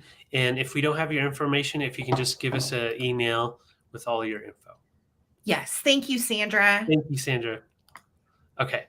Okay. So no worries. So you're going to get 13 of these little hand painted, hand blown eggs. And yes, they are real, true eggs. The reason I know is I broke one. And I saved part of it to show you. Sarah broke an egg. There would have been 14. There are now 13. Okay. But I priced it accordingly. So this is going to come with 13 hand painted, hand blown little eggs. And a lot of them do have the ribbon where you can hang them. And then they have ribbon coming out. Of course, again, if you didn't like that, you could redecorate them. But they're so sweet. And they're all in different colors and different colorways. So you are going to get all of these with the basket. So here's blue. We've got blue duckies, blue chickens. Okay, I didn't break it. I hit it on my computer, and I was like, "That's right, Jenny." I heard it was my nails that hit the egg. Thank God. Baker's dozen. I did not break the egg, guys. And these are highly breakable. These are real eggs that have been blown and then hand painted, and they have the little ribbons on them. And I'm trying to show you all of them. This is one of the pink ones. I think it's so cute. Look at the little bunnies on it. Yeah. And then you're going to get this basket with it, which is made by Tiffin. Okay. Huge, big Easter basket. And I'm going to show you the rest that are down in here. All right. That is the rest of what you're going to be getting. And then in the very bottom, I have just some little plastic iridescent eggs that I'm going to include for you too. Okay. So you're going to get 13 of the little hand blown guys. And then I think you're going to get like 6. Oh, these are not breakable. 6 of these little plastic iridescent guys. You just woke me up. Put them at the bottom for the filler. So that way, then the little hand blown ones would be at the top. That's a great idea. I'm going to put these back in. And this is what you're bidding on, the whole thing. It is the basket with all of these gorgeous little real eggs that have been hand painted and adorned with ribbons and hangers and so on. So sweet. Okay. So here we go. I am starting a countdown. 15, 14, 13, 12, 11, 10, 9, 8, 7, 6, 5, 4, 3, 2, 1. Looking for a bid end on the basket with the precious hand painted, real, hand blown, mouth blown eggs. I love that you included, like, put those into that glass basket. I think that's perfect for this is perfect. I mean, that's how it should be displayed, right? Isn't that gorgeous? Yeah. All right, Noelle, I see your bid and I see your just in case, honey. Thank you so much. It's a good deal on these little hand blown eggs too, if you know what those go for. Oh yeah. They're very expensive. All right, Noelle for 51. Congratulations, my dear. The basket with eggies is yours. Happy Easter. Congrats. And we will pack those with love. No worries. Yeah, they will be individually wrapped, Noelle. Don't worry. Yeah, that's going to be a fun one. That's a fun one, David. Okay. I've got a choice, and I'm doing these at $18. I should flip us over. So I've got these two different sized Turkish copper. They are vintage Turkish coffee pots. So great for display, but if you like to do coffee the good old-fashioned way where you get the grounds in there and then you pour it out with the screen on it, that's what you would use these for. They do have a hole for a hanger, so they would display nicely. And I have the two different sizes, and they're different designs, probably different makers, judging by the coloring of the copper. Those are But cool. you can, they're great for hanging. When I think of like an earthy mid-century design, something like this would just be amazing. Even hanging up next to the fireplace, because you could just put it right in the fireplace so you can heat up that coffee. But I'm going to show you just the etching on this. So this is the smaller one. Whoa, that's cool. Really interesting designs. And you can see how the handle is hammered in right there. And then on the inside, it's just the other end of the nail. Did we get these at the last estate sale? I can't remember. The one where the Lalique rooster came from? I'm pretty sure. Yeah. Pretty sure. Yeah. There was a lot of brass at that one. A lot of brass. And these are copper with brass accents. And some of them, like this one on the handle, has a really interesting design. And that is nice how it kind of pulls in the copper and the brass tones together. And then the larger one, you can tell it's been used a little bit more. You can see a lot more patina going on. And you can polish these up a little bit more if you'd like, but I prefer the patina that's going on here. And just like a floral design with some waves, maybe some birds. Cool. The patina on these is great. It really is. Yeah, I love the etching on these, just the idea that they took the time to hand do these. And on the handle, this one has a little bit different design, and then the hanger. So different sizes, and when they sit, they sit really nice. There's no markings. I could not find a marking. I'm going to show you the bottom. There's the smaller one, and there's just no marking on there. And then the larger one, and you can see that's more hammered slightly. Hot wax on a person's back during Grecian years. I don't know. There's multiple things you can do with these. I know some of these ladles were for like butter and stuff. But yeah, these are traditional Turkish coffee pots. So, and from what I could tell online, this would be more of like an espresso or a personal small cup. And this would be enough for a large cup or two smaller cups. So just really cool pieces, and they measure at sitting on their pots 8 inches tall, and then this one is 7 inches tall. Yeah, you could definitely dye eggs in them too. You sure could. And that's a good price for these. Yeah, and they're great. I'm going to go ahead and count down, and I'm just going to hold them together so you can see that they are different and they're similar. And I think if they're hanging together, they're cool because they are usable and they kind of complement each other. So 15, I know I want coffee now too. 15, 14, 13, 12, 11, 10, 9, 8, 7, 6, 5, 4, 3, 2, 1. Bid end. What a fancy way to make coffee. Just like, okay. Nom, nom, nom, nom. No. No, I love the old enamelware ones my grandma used to have. And she would melt butter on the stove with them and then pour it over popcorn. Yes. That's what I remember those from. And this estate sale was a really fun one. They traveled the world and collected from every place they traveled.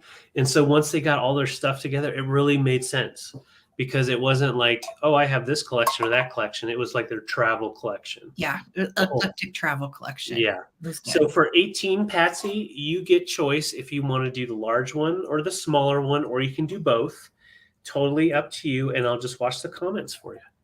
Thank you. Awesome. And thanks everybody in the comments. You guys are rocking it tonight. I was just really enjoying reading the feed.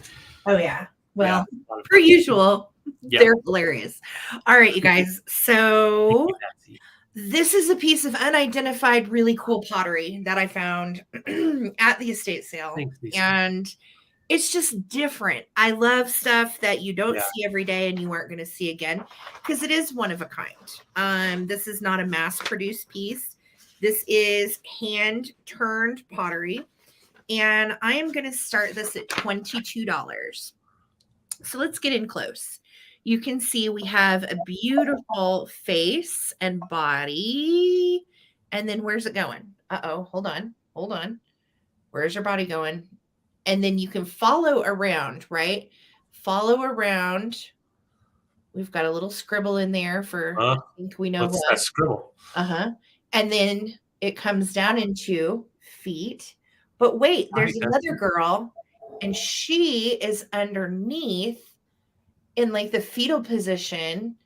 I don't know. I just thought it was spectacular. And the inside has markings of like a blue hexagonal design. And then it says what I believe is 2000 and some kind of signature. Okay. I don't know what. But again, when I find one-of-a-kind hand-turned pieces, I usually pick them up. Also, I wanted you to notice the calla lily here, which I felt was very Georgia O'Keeffe, given the subject material. Yeah. Pretty great. And I think this would be a vase. Susan, I know. Susan saw this in my preview, and she's like, this has my name on it. And I'm like, I get it. I know. There are sometimes that pieces just speak to me. And they may not be any brand or any certainty whatsoever, but they're hand done. This is hand turned, hand painted, and it's someone's design. And then you also can see you've got your blue hexagonal little design from the bottom. There it is on the inside. So really, really spectacular piece. It's different. Again, you will not find anybody else with this, which is what I like about it. You know, it's different. And it has a great stretched female form, as well as then the one in the fetal position below, and then the flower adorning it as well. It's excellent. Yeah. Excellent piece. Like if I saw this at an art fair or arts and crafts show, I would want to grab this. Yeah. Right. So yeah. Thank you so much, Les. That means a lot. We work really hard to curate Sundays all week long. So thank you for saying so. That means a lot. Thank you. Thank you. I agree, Dusty Moose. Different, right? Very different. All right. I'm going to start a countdown. Tammy, I see you in at 23. Susan's at 25. Thank you so much. Oh, and by the way, this artist did sign it on the bottom, but I have no idea what that signature is. Okay. Yeah. But it is signed. All right, here we go, guys. I'm counting down. 15, Beautiful. 14, 13, 12, 11, 10, 9, 8, 7, 6, 5, 4, 3, 2, and 1. Looking for a bid end. This is 6¼ inches tall and 3 inches in diameter. Okay. So, you know, if you wanted to just use it as your coffee mug, by all means, you certainly could do so. It is finished and glazed very nicely. Okay. There's Chris, there's Linda, there's Susan. I see your bids. Thank you guys. And it's just a spectacular piece. You know, sometimes you get a piece when you see it. So Lisa, thank you so much for bid ending. Susan, I see you're just in case. So you are going to get this awesome piece for 41. Congratulations. Thank you guys. Congrats. Enjoying the things that we curate and bring on Sundays. We have a lot of fun doing it. Heck yeah, we do. All right. Let's go ahead and bring out this little glass piece. Okay. So Sarah, I'm going to start this off at 18. And before we get into it, I just want to notice you didn't notice that there are little scuffy parts, not like impact or anything, just little spots where either something splashed on it and it just won't come off, or maybe got rubbed up. Now, it is a nice, heavy art glass piece, and it is in the shape of an egg with that beautiful color just swirling around with the 3 bubbles finishing up at top. But what's really cool about this one, and I'm trying to figure out how I can show it to you, there is just this little bit of like webbing almost inside of it. You Mm-hmm. can see it's like the color that's just like almost like smoke. I don't There know. you Yeah, go. I Yeah, can't it's really very get the pop. Very different. And I'm going to show you just looking down. It is an egg shape, but it isn't like a perfect egg. So if we set it there, it's going to lean just a little bit to one side. So I don't know if that's part of like what they were going for, but I think it's pretty cool. You can see the colors. Yeah, WD-40 might take that off. It might. That's true. I didn't think about that. So I'll test that out. But they're not like scuffs. I don't know. It's weird. It is So, weird. but it is nice and clear. You can see into it really nicely. Oh, look And at that. yeah, it's just a cool paperweight. There's no markings on the bottom. There was no residue or anything. So I can't say for certain who made it. But it's just a beautiful glass piece, definitely for your glass collection. If you do collect these, this is a different one for different shape and different color tones, really. And I'm going to just get in real tight on this. So you can see all those little bubbles trapped in there along with the colorful swirl. Kind of resembles like a water tornado type of thing. Yeah. I feel like it's little sperms in a nest or something. Oh, yeah. They're just Do you like hear that, Lemmy? wholesome. Yeah. You're right. It does, you never know. And it could be a dodo bird egg. Who knows? I'm going to go ahead and count down. Steel Whisperer, thank you so much. This displays beautifully, and it measures right at 4.5 inches tall. So here we go. 15, 14, 13, 12, 11, 10, 9, 8, 7, 6, 5, 4, 3, 2, 1, bid end. What? Yeah. Yeah, I know. Anytime we get a chance to watch that blown glass show, it is such an interesting art. But you know what? I Yeah. know David, he would be really hot all the time because of the glory hole.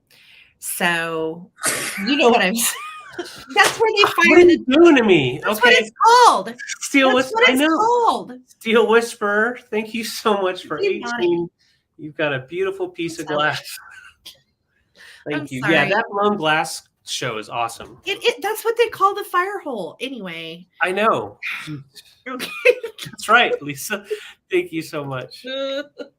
Whatever. I know what I mean. Okay. So. God. Okie dokie. You're Okie killing me. dokie. All right. So this is a really cool little piece of Thank you, Steel. Bohemian checked glass. Yes, Dusty Moose. That's exactly like it. And I'm starting this at $18.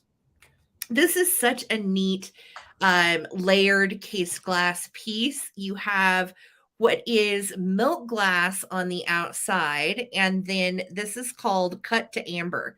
Now, some pieces you'll see of Bohemian glass are cut to clear, cut to cranberry. This has amber glass on the inside. This is 3 1/4 tall. And technically, from everything that I found, it could be a toothpick holder, but I think it's a little deep for a toothpick holder, if I'm honest. Yeah. I honestly think it's a mini vase. And you know what? When I found this, there were 3 of them, and the 2 that it was with were cracked and chipped so badly I had to leave them behind. But this one, this little beauty fared just great. No chips or cracks or issues on it. And you can see it's nice, thick, layered glass. You have your outer layer of the milk glass, the inner layer of the amber, and then you can see the little cut holes. Stunning piece. I love the hand painted outsides as well, and just different. There's so many of these little different pieces that are cut to the inside, and I like that they almost have like little portholes Yeah. where you can see the contents. Isn't that neat? It's a very interesting glass piece. It's a different The way technique it's that made, is it's very not different. super common, but this is technically real Bohemian check cut to amber glass. Beautiful. So very cool little piece. The brand that I found for this is, I'm gonna spell it because it just, when I say it, it doesn't sound right. Handgemalt. Handgemalt. I don't know. And I will tell you, this actual particular piece does also come in cranberry. Okay. So there is pieces of this as well that are cut to cranberry that are really beautiful. And there's then of course bigger vases. This one is just a wee one. A wee one. Yeah, I think it's really pretty. Karen Williams, I thought of you when I found it. So I'm glad that you're bidding on it. Ooh, And I'm could this glad be a spooner? No, I guess you could use it for spoons, but I don't know. it's too small for a spooner, but I'll tell you Yeah. what I think it would be perfect for is bobby pins Oh, or like anything in your bathroom where you got like little tweezers or something, because it's kind of that depth. I feel yeah. like it's a little deep for toothpicks personally, but Yeah. it could be a toothpick holder. I don't know. All right, so I am going to start a countdown. We don't have any marks on the bottom. And again, brand is Handgemalt. All right. Layered glass, very cute little piece. Here we go. 15, 14, could be less, 13, 12, 11, 10, 9, 8, 7, 6, 5, 4, 3, 2, and 1. I see you through the tiny porthole. Yeah, Chernobyl. Oh my gosh, you can see me. Look. Yeah. All the way through. To the other side. Break on through to the other side. Look at that. Down through. There I am. In the tiny cut to amber. Really sweet little Bohemian piece of glass. Yeah. Thank you, Karen, for your bid. It is coming to you for 18. Congratulations. Congrats, Karen. All right. Let's go ahead and bring this hex sign. I have a large hex sign, new old stock. Ta-da. It's a bigger one. It is 15.5 inches diameter, and I'm starting this off at 14. I love this one. So it is new old stock, and you can see we've got the sticker right there. That better be, yeah, that's on the outside. So the sticker price tag right there. And it has the original writing on the back as well. So it's the Mighty Oak. The Mighty Oak will focus, or we will put it away. Okay, Mighty Oak, an extremely colorful hex sign. The Great Oak sign is filled with meaning. The colors themselves suggest power, especially as it pertains to one's character. The strong, sturdy body and good mind are a need of all men of some degree and women. I just added that. This sign is of more recent origin. Some Dutchmen believe the oak symbol to be a good sign against witchcraft. So if you live in a witchcrafty neighborhood, you can throw that up there and it'll protect you. But just the colors themselves are just beautiful. Yeah. I like the design of this one. The Mighty Oak.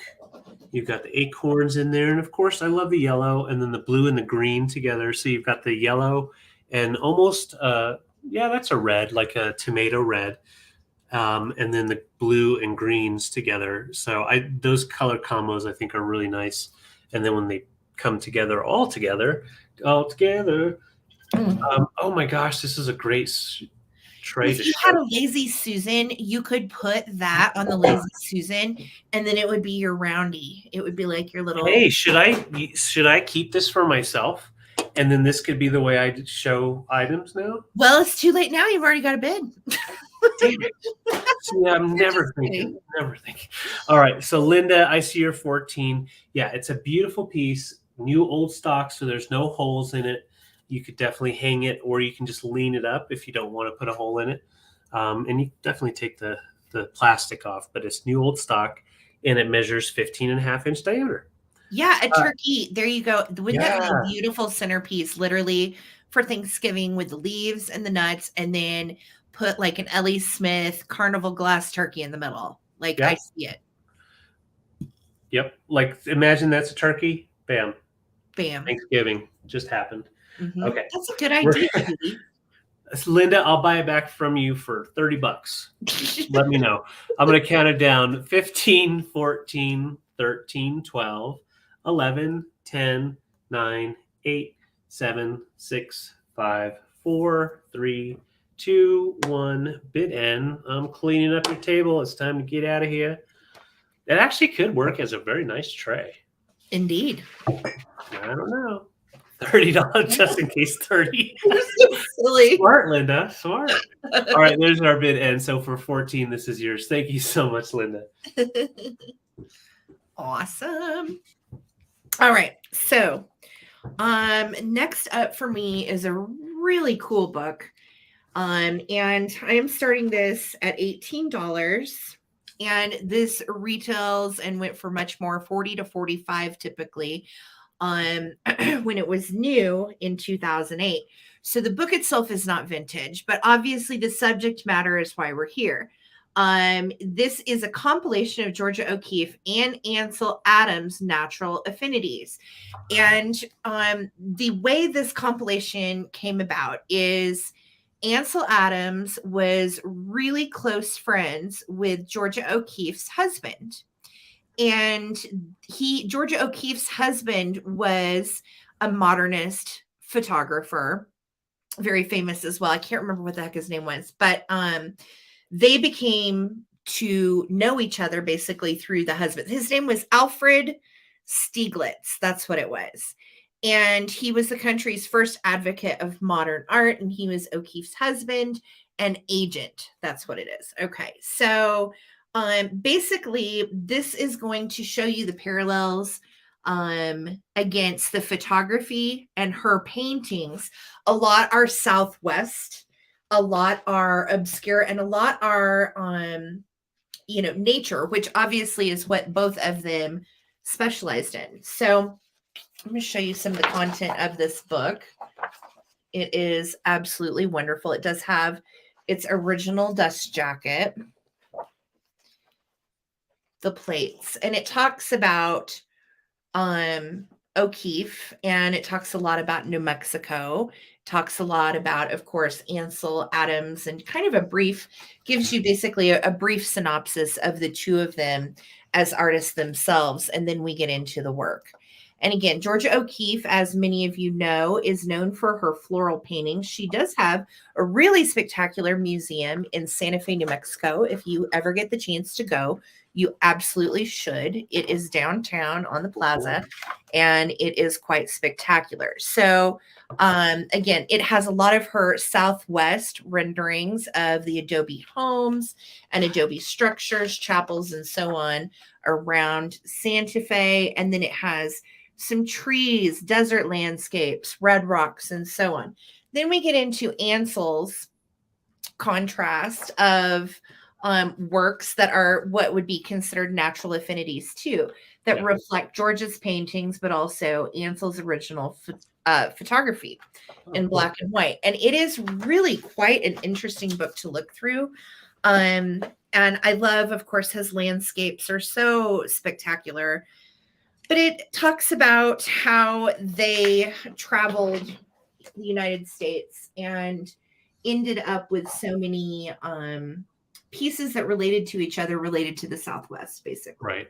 Yeah. So, great book, really cool piece. And it said this is the first major publication and exhibition devoted to a comparative view of the work of Georgia O'Keeffe and Ansel Adams. And it has in this book like over 100 of the duotone and the 4-color reproductions of paintings and photos. Yeah. So definitely a great coffee table book.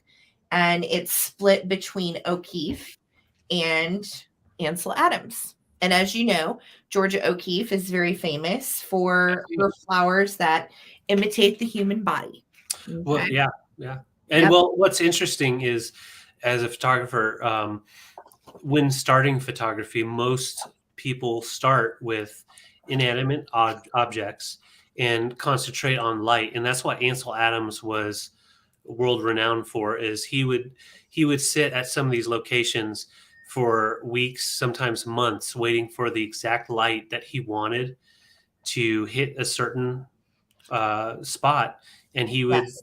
would capture those images, and then he would, in the darkroom, hours and hours of just doing the right process to get all of the darks and all the lights where he wanted. Just spectacular work.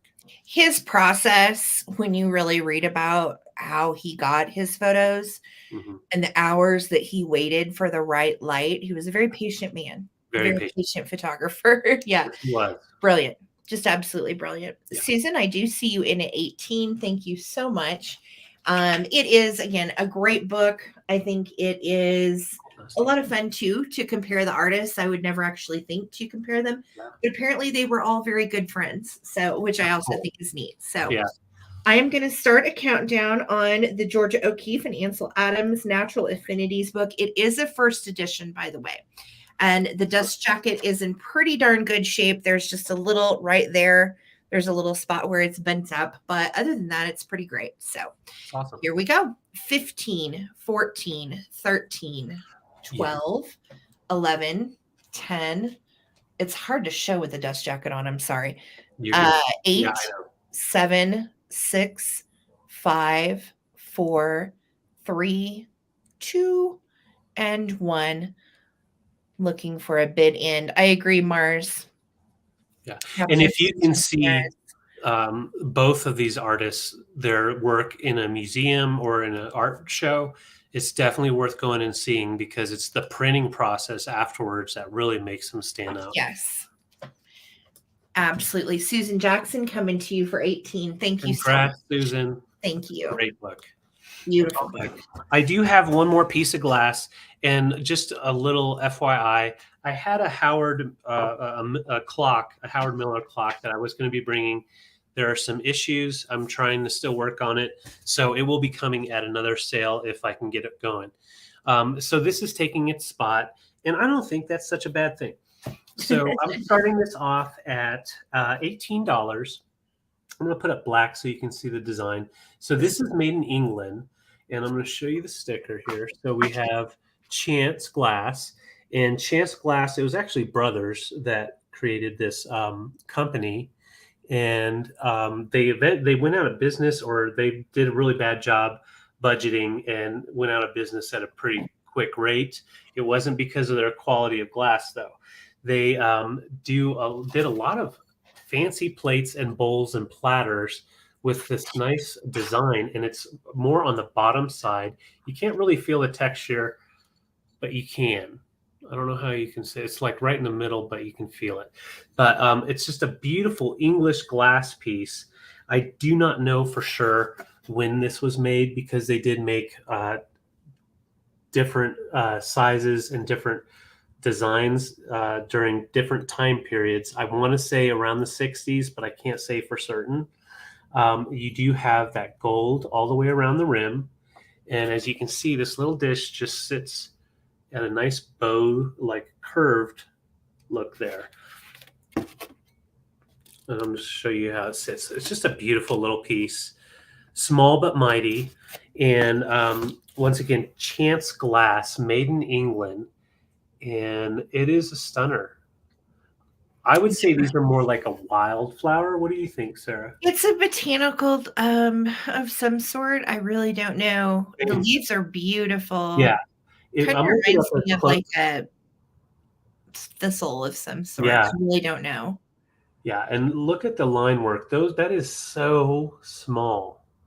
So small, and it's all encased in that glass. Okay, Anne's attic is in at 19. I'm going to give you measurements, and then we'll count down.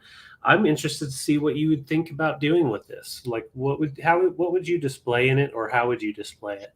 I would display it on a solid piece of, like a solid tablecloth. Yeah, it's beautiful. Or it would look great on dark wood as well. Oh yeah, I wish I had some dark wood to show it. That would look beautiful. I just love the shape of it, just this bent glass, but it is so nicely done. It's flat where it needs to be flat. There's no inclusions or anything. It's very, very well made, and dig that. Yeah, you could put a couple of wieners in there, fancy wiener tray or relish tray. So I'm going to go ahead and count down. 15, 14, 13, 12, 11, 10, 9, 8, 7, 6, 5, 4, 3, 2, 1, bid end. Shannon's asking, do you have a year on I this? don't have a year from. No, I really don't. I think somewhere in the 60s. We based believe it's off the label. I believe it's 60s. Also based upon the other things at this estate sale, True. the glass that it was with. Yeah, that's so true. I didn't even think about that. Yeah. Per Google, Chance Glass in operation until the 1950s, then bought by Pilkington Glass. So it's older. Yeah, it's mid-century. So in the 50s then. Yeah. Okay, good to know. Okay. There's our bid end. So Tammy, congrats. Yeah. Congratulations, Tammy. Congrats, Cool Tammy. piece. Appreciate And it. that was the first piece of Chance Glass we've ever had. Right. So, and it has a nice feel. yeah, it's really neat. It's interesting. All righty. Next up for me, I'm selling this as a set because that's the way I found it. And let's get to my sheet. David, I'm going to start this set at 28. And this is 1940s Universal Pottery Calico Fruit Bowls. And can we just talk about how cute this is? You've got a banana with polka dots. You have a little apple in gingham and another gingham apple, and then another print on a little pear. You've got polka dotted cherries and grapes. And this is transferware. And you can see the bottom has the Union stamp on it, which I just love. Now, this would have been made in Cambridge, Ohio. This company was founded in 34 and made a lot of really thick pottery. And you can see on the bottom, it even says calico fruit. It is, of course, oven-proof stoneware. Really great. And I will tell you, I have come across several of these pieces since I've been selling vintage. And every single time I find this print, it's so beat up. This side has a little wear on the transfer wear. This side seems to be quite a bit better. And this is the smaller bowl, and it has its original lid. And the pattern on the lid is just perfect. There's nothing going on there. And this little bowl actually will nest in the larger mixing bowl. These are very collectible, and this pattern is just precious. I absolutely love it. And it is the same pattern on both sides. And I just thought, wouldn't this be so sweet in an anthropomorphic fruit kitchen? I love the yellow and the green and the blue and the red. The bright colors just drew me in. Also, with your primary Pyrex set, wouldn't this be adorable to display with primary Pyrex? Oh, yeah. Yeah. So this is for the set. Okay. You're going to get both. And I just think it is the cutest thing. And I love that it does date to the 1940s. Both pieces do have the national or universal potteries patent symbol on them, and I just think they're wonderful. So the only issue on the lid is a little spugum in the paint right there, and that seems to be in the actual paint. Okay, like a manufacturing error. It's not anything actually wrong with it. There are no chips or cracks on these. They do have crazing due to age. They are from the 1940s. I agree with Susan. These are cuter. Well, she says cuter, but I think these are cooler than Pyrex, personally. I know. I think they are too. I think the little gingham fruit is just really adorable. I love the polka dots, and you've even got the little blue grape leaf in there. It's just different. And again, this will nest down inside this one. And they are great also. If you wanted to use them for risers, you certainly could. It's going to put your fruit upside down, but they will sit great as risers. And you could even use that, as a little riser itself. I know, Mars. And when I do see these, anytime I've seen them, they're too beat up to purchase because the transfers are usually gone and they just look so rough. This is the first set of these I've actually gotten to find that are good enough to sell. So I was pretty excited. I just think they're so cute. So this is going to be for both pieces, and this one comes with its lid. 1940s Universal Pottery Calico Fruit. Here we go. Awesome. 15, 14, 13, 12, 11, 10, 9, 8, 7, 6, 5, 4, 3, 2, 1 from Cambridge, Ohio. Looking for my bid end. I'm just so excited. They're in such great shape. Look at the logo. Chris is freaking out because it has a lid. Yeah. Yeah. You never find the lids. Yeah. You never find the lids for these. I know.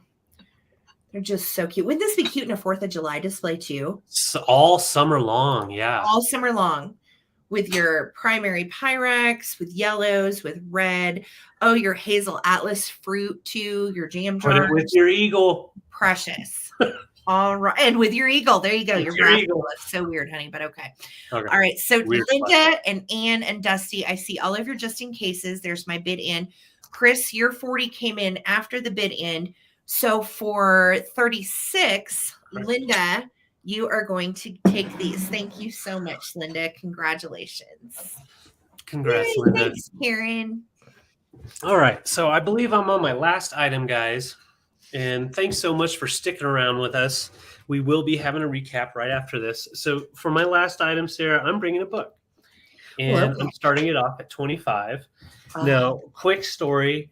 Growing up as a little kid, I'm talking little, watched MASH every day, every night after dinner with my parents right before bed. I know a lot of you probably have watched each MASH episode 2 to 3 times.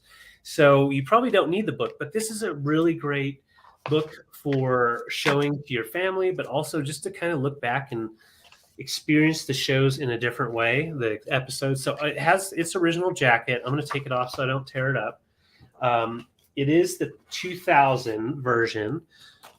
I want to say 1984 was the first first press, and then it was also done in 2000. This is the 2000. It's in excellent condition, and 2000 is vintage. Yikes! Yeah, brings back dad memories. Exactly, Karen. Totally. You hated Colonel Potter. Yeah, I was bigger. I was bigger on what was the other one? Henry. Yeah, Henry Blake. I loved Colonel Potter and I loved Henry. Henry Blake there was something special about him. Yeah. But they are the pages are all nice large prints, and they are taken from the film itself, from the different episodes. Let me go in. So I'll just show you. Here's a full page right here, and on it says, "The Hippocratic Oath. I swear by Apollo the healer, by health and all the powers of healing, all and call to witness all the gods and goddesses that I may keep this oath promise." Yada, yada, yada. So it goes through the whole thing. And I want to say they even do that on the show. A lot of pages will have black and white, so the original black and white, and just talks about all of the episodes, basically. Like this one says, this television version was comprised of 40 people, including background actors, yada, yada, yada. Because of medical advances after World War II, technology changed rapidly during the early 1950s. Yada, yada. Just it talks about the history of the actual MASH units that were out there. So what's really neat about it is you can have the nostalgia of the show, but you can also learn a little bit about that time period. Yeah. I'm horrible at showing so primitive, compared to now. Very, very primitive. Yeah, I agree. I loved MASH. It was a great show. If you have never seen MASH, is there anybody out there that's never seen MASH? You remember the Dream series where they all were having series were some of the most disturbing. That episode was pretty disturbing and pretty groundbreaking for its time. Yes, it was. Yeah, I loved that episode, but it was also super deep and super sad. And who doesn't want to see Klinger partially nude on a horse? I love Klinger. Klinger was the best. Trying to get a Section 8. Trying to get that Section 8. And then, of course, Hawkeye hanging out in the showers. Just a really great coffee table book, and beautiful, beautiful images. some images that you won't see anywhere else. Love That's her. beautiful. And Loretta it's Swit. hot lips. Hot lips. Hot lips. Yeah. I'm just going to go ahead and just pop up one more. I didn't have time to really look through this, unfortunately. I kind of ran out of time. Here's a great page to finish up. This is year 8, and it's kind of like they had class photos. So each year you'll see their photos with the special, cast members in there. So I loved Father Mulcahy too. He was so sweet. Jocularity. And yeah, Radar, he was something. So I'm gonna go ahead and count down. This is from the year 2000. Year 2000. It does have it embossed on the outside on there, but not on the rest of the cover. But it comes with its original, nice condition jacket. All right, Yeah. Charles Winchester. Yeah, he was pretty fun. Burns or Winchester? Frank Burns. Frank Burns. Ferret, Winchester was ferret face. Putrid, but like Frank Burns, yeah. Oh my God. Oh, that is such a good photo of Hawkeye and Klinger. Yeah. Yeah, nice headscarf going on there. Just a really great book. Okay, I'm going to stop looking through it. Here we go. Right now we're at 26 with Anne. Thank you so much. 15, 14, 13, 12, 11, 10, 9, 8, 7, 6, 5, 4, 3, 2, 1, bid end. I love the sign up there. Wouldn't that be amazing to find some of the original set design out there somewhere? A lot of that was filmed. The helicopter scenes were filmed in Malibu mountains. Yeah. Which is really cool. I think we all have known a Frank Burns. We've all known a ferret face, Frank Burns. Oh, yeah. I served with a ferret face for sure. Oh, God, when he used to call him ferret face. Yeah, he played French horn, and I wanted to. Okay. There Remember we when are. they ran over Winchester's horn with the Jeep? Yes. I could go on and on. Yeah. There are so many great ones. So can you help me with this? It is 27 to TD Bear Singer. Thank you. I just didn't want to tear it up. So TD Bear, thank you so much. Congrats. All right, guys, this is my last item. It is going to be for choice, and it is so pretty. This is $16, and whoopsie, hello. Is it for choice? Yes, for choice. So I consulted our resident brooch expert, Miss Katie of Vintage and Vinyl, and she consulted Nate, who is Soul Nate, our other New Zealand brooch expert. And this is gold, not gold. I'm sorry. It's late. This is glass and foil as the stone in this beautiful brooch. And it does have a nice open back so you can see through it. And you can wear it as a pendant or as a brooch, which I think is great because this is absolutely gorgeous. And I know a lot of us were talking about if you wanted to put something like that on a choker, you could. It would also look beautiful on a hairband. Oh, yeah. Or on a sweater. So this is 2 inches. And this is choice number 1. And it is like the most wonderful emerald green. I just love it. It's gorgeous.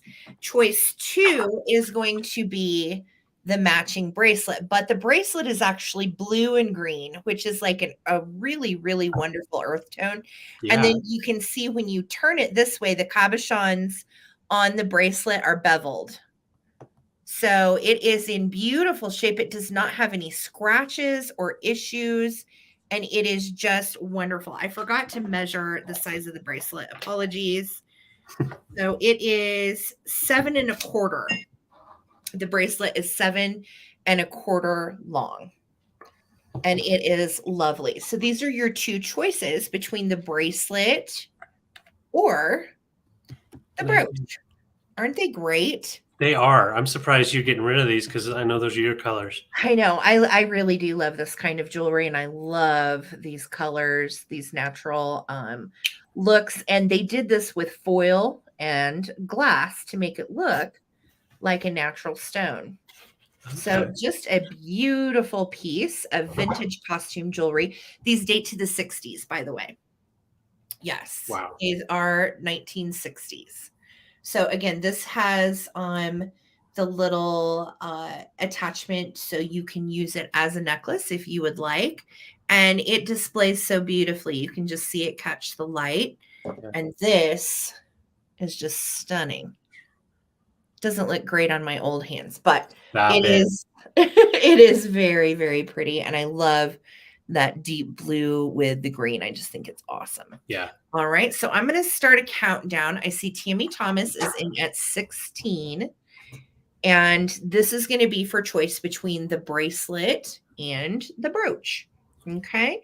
Here we go. 15, 14, 13, 12, 11, 10, 9, 8, 7, 6, 5, 4, 3, 2, 1. Looking for a bid end. Whoops. I want the tape measure because mine's not. You're not bidding on my tape measure. Sorry. Oh, that's a nice one, though. That was so silly. I'm so tired.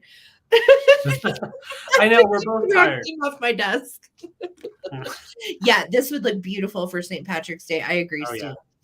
Very, very nice. So this will be for choice between the beveled glass bracelet or the brooch. There's my bid in from Lisa. So Sativa, it is good to see you, by the way, girly. I haven't seen you for a while. Sativa, let me know if you want bracelet or brooch or both. Hey, yeah, I agree, Sarah Lee. That would be beautiful. Silk ribbon as a pendant. Yep. Yeah. So Sativa, let me know what you want to do. And then Tammy Thomas, you have backup. And we will go from there. All right. And I think, David, that was my last item. So you have a recap, I know, right? Huh? You have a recap, yes? No, I don't. You don't have a recap?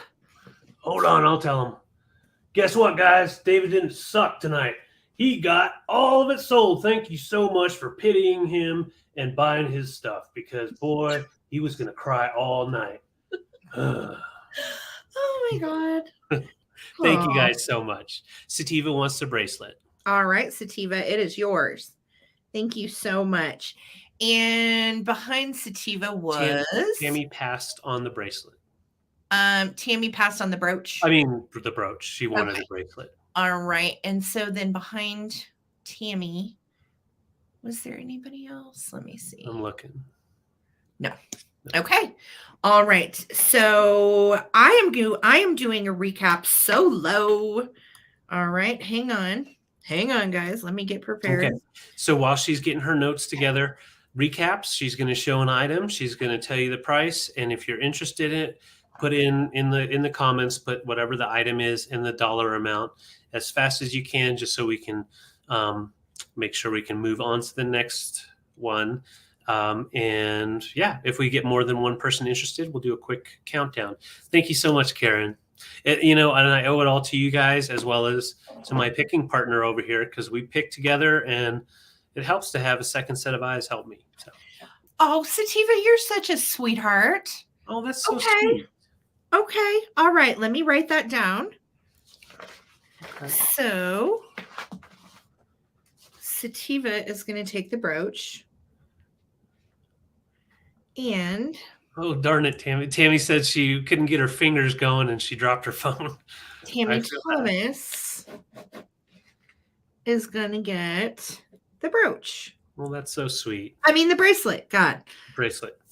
Sorry. Sativa's brooch, Tammy's bracelet. I've got it. It's late. Apologies. Yay. All right. So I do have a recap. I'm going solo on the recap train, guys. No, you're not. I'm going to help you.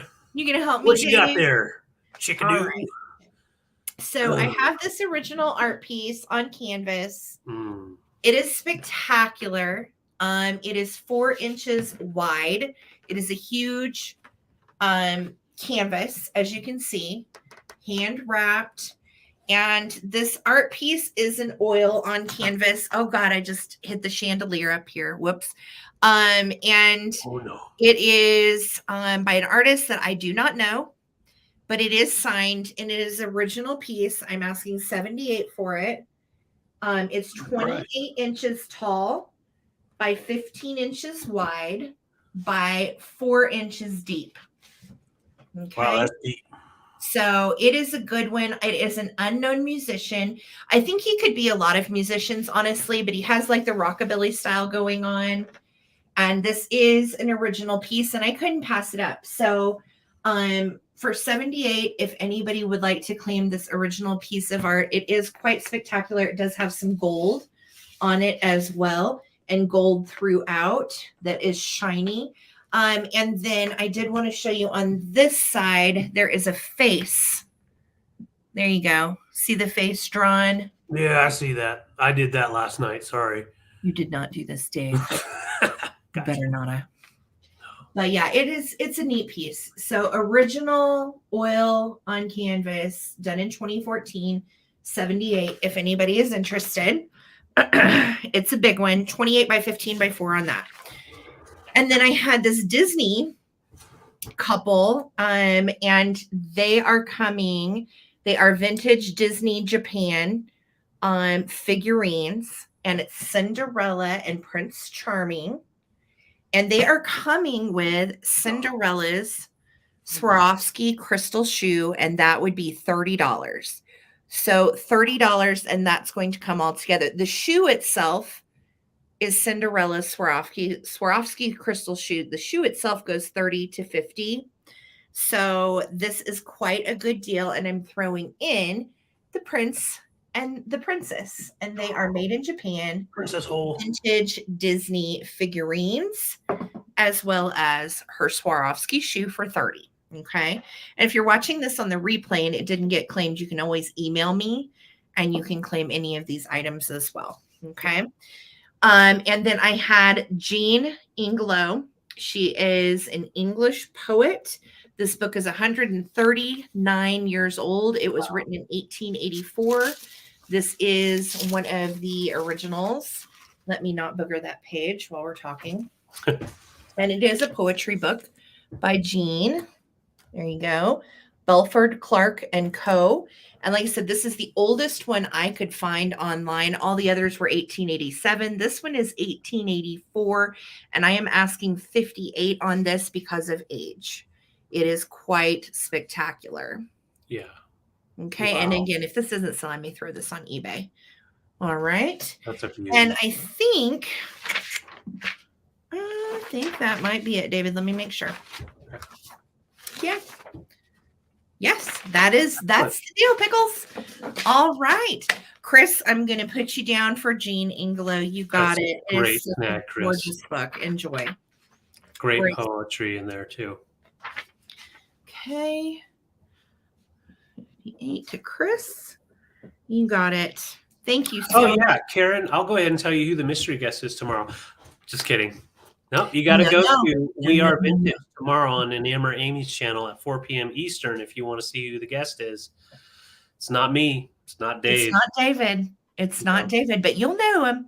You'll know who the guest is. If you don't know, definitely come and hang out with us. We're going to have some fun tomorrow. Yeah. 4 p.m. Eastern, Enamor Amy's channel. And that is We Are Vintage. It is our weekly chat. And we have a great mystery guest for you guys tomorrow. And then we do a mini sale at the end with our mystery guest. So it's really fun. So definitely come hang out for that. And then what do you have going Wednesday, honey? Wednesday, the Vintage Gents at 8 p.m. Eastern. And it's going to be on my channel this week on Junk Trunk Mantiques. Please, if you're watching this replay, if you aren't giving me a sub on my channel, I'd appreciate it so much. I do post a lot of content, mainly shorts, but you'll see what we're bringing for the next week's sales that way. But it's going to be myself and Mother Tucker's Antiques, Jason, at 8 p.m. Eastern on Wednesday night. Yes. And then always on Thursday night here on my channel, we do the Vintage Quartet, which is also myself, David, and Jason from Mother Tucker's Antiques. Those are the 3 constants. And then we rotate in a 4th every week that makes the Vintage Quartet. So we have a lot of fun for you. 8 p.m. on Thursday night. It's going to be a good one this week. And Enamor Amy is our guest. So that's always a good time. I know, Chris, right? Well, I'm thrilled you got it. I'm so glad. Yes. So thank you guys so much for appreciating the antiques and vintage that we find. We've had Thanks for inordinately learning. good luck lately, so I'm going to Yeah. knock on something. Um, Finding some really nice upper crust pieces, Yeah. and thank you guys for appreciating them Mhm. and enjoying the stuff that we curate every week. So that is our what we like to do is try to bring you the best that we can every Sunday night for the Coleman Collective of what we have found that week. So it's fresh picked straight from the estate sale and the thrift store. And thank you guys for loving it all. It's really nice to just know that you appreciate the vintage that we do. Yes. Oh, and one more thing to our bid ender, the lovely Lisa Viscomi. Thank Happy you so birthday. much. Happy birthday. And so glad we were able to spend your birthday evening together. So Yes, appreciate all thank your you, help. Lisa. I know it is late on the East Coast. So thank you so much for being here. I hope you had a great birthday, girly. Turning Yeah. 29 again, you make it look good. So Yep. all right, you guys. Well, Monday night, definitely check out Mother Tucker's Antiques as Yes. well. They have their Monday night Mother Tucker sale. So definitely show some love over there as well. And we thank you guys for supporting us. Again, invoices are going to go out Tuesday. So if you don't hear from us tomorrow, do not be alarmed. And if you do happen to buy something at tomorrow's sale, I will combine it with anything you might have purchased tonight. Okay. And just a real quick caveat also, uh, all the shipping that is going to be going out tomorrow, like everything that's paid is going out tomorrow. So if you're waiting on an item to get tracking or whatever, you'll get that tomorrow morning. So All right. All right, you guys. Well, thanks again. If you have not emailed us already, please do so. But I think I know most of you. So have a great night. And thanks again for supporting small business. We appreciate you so much. Peace, love, and vintage. Till next time. Bye, guys. bye, guys.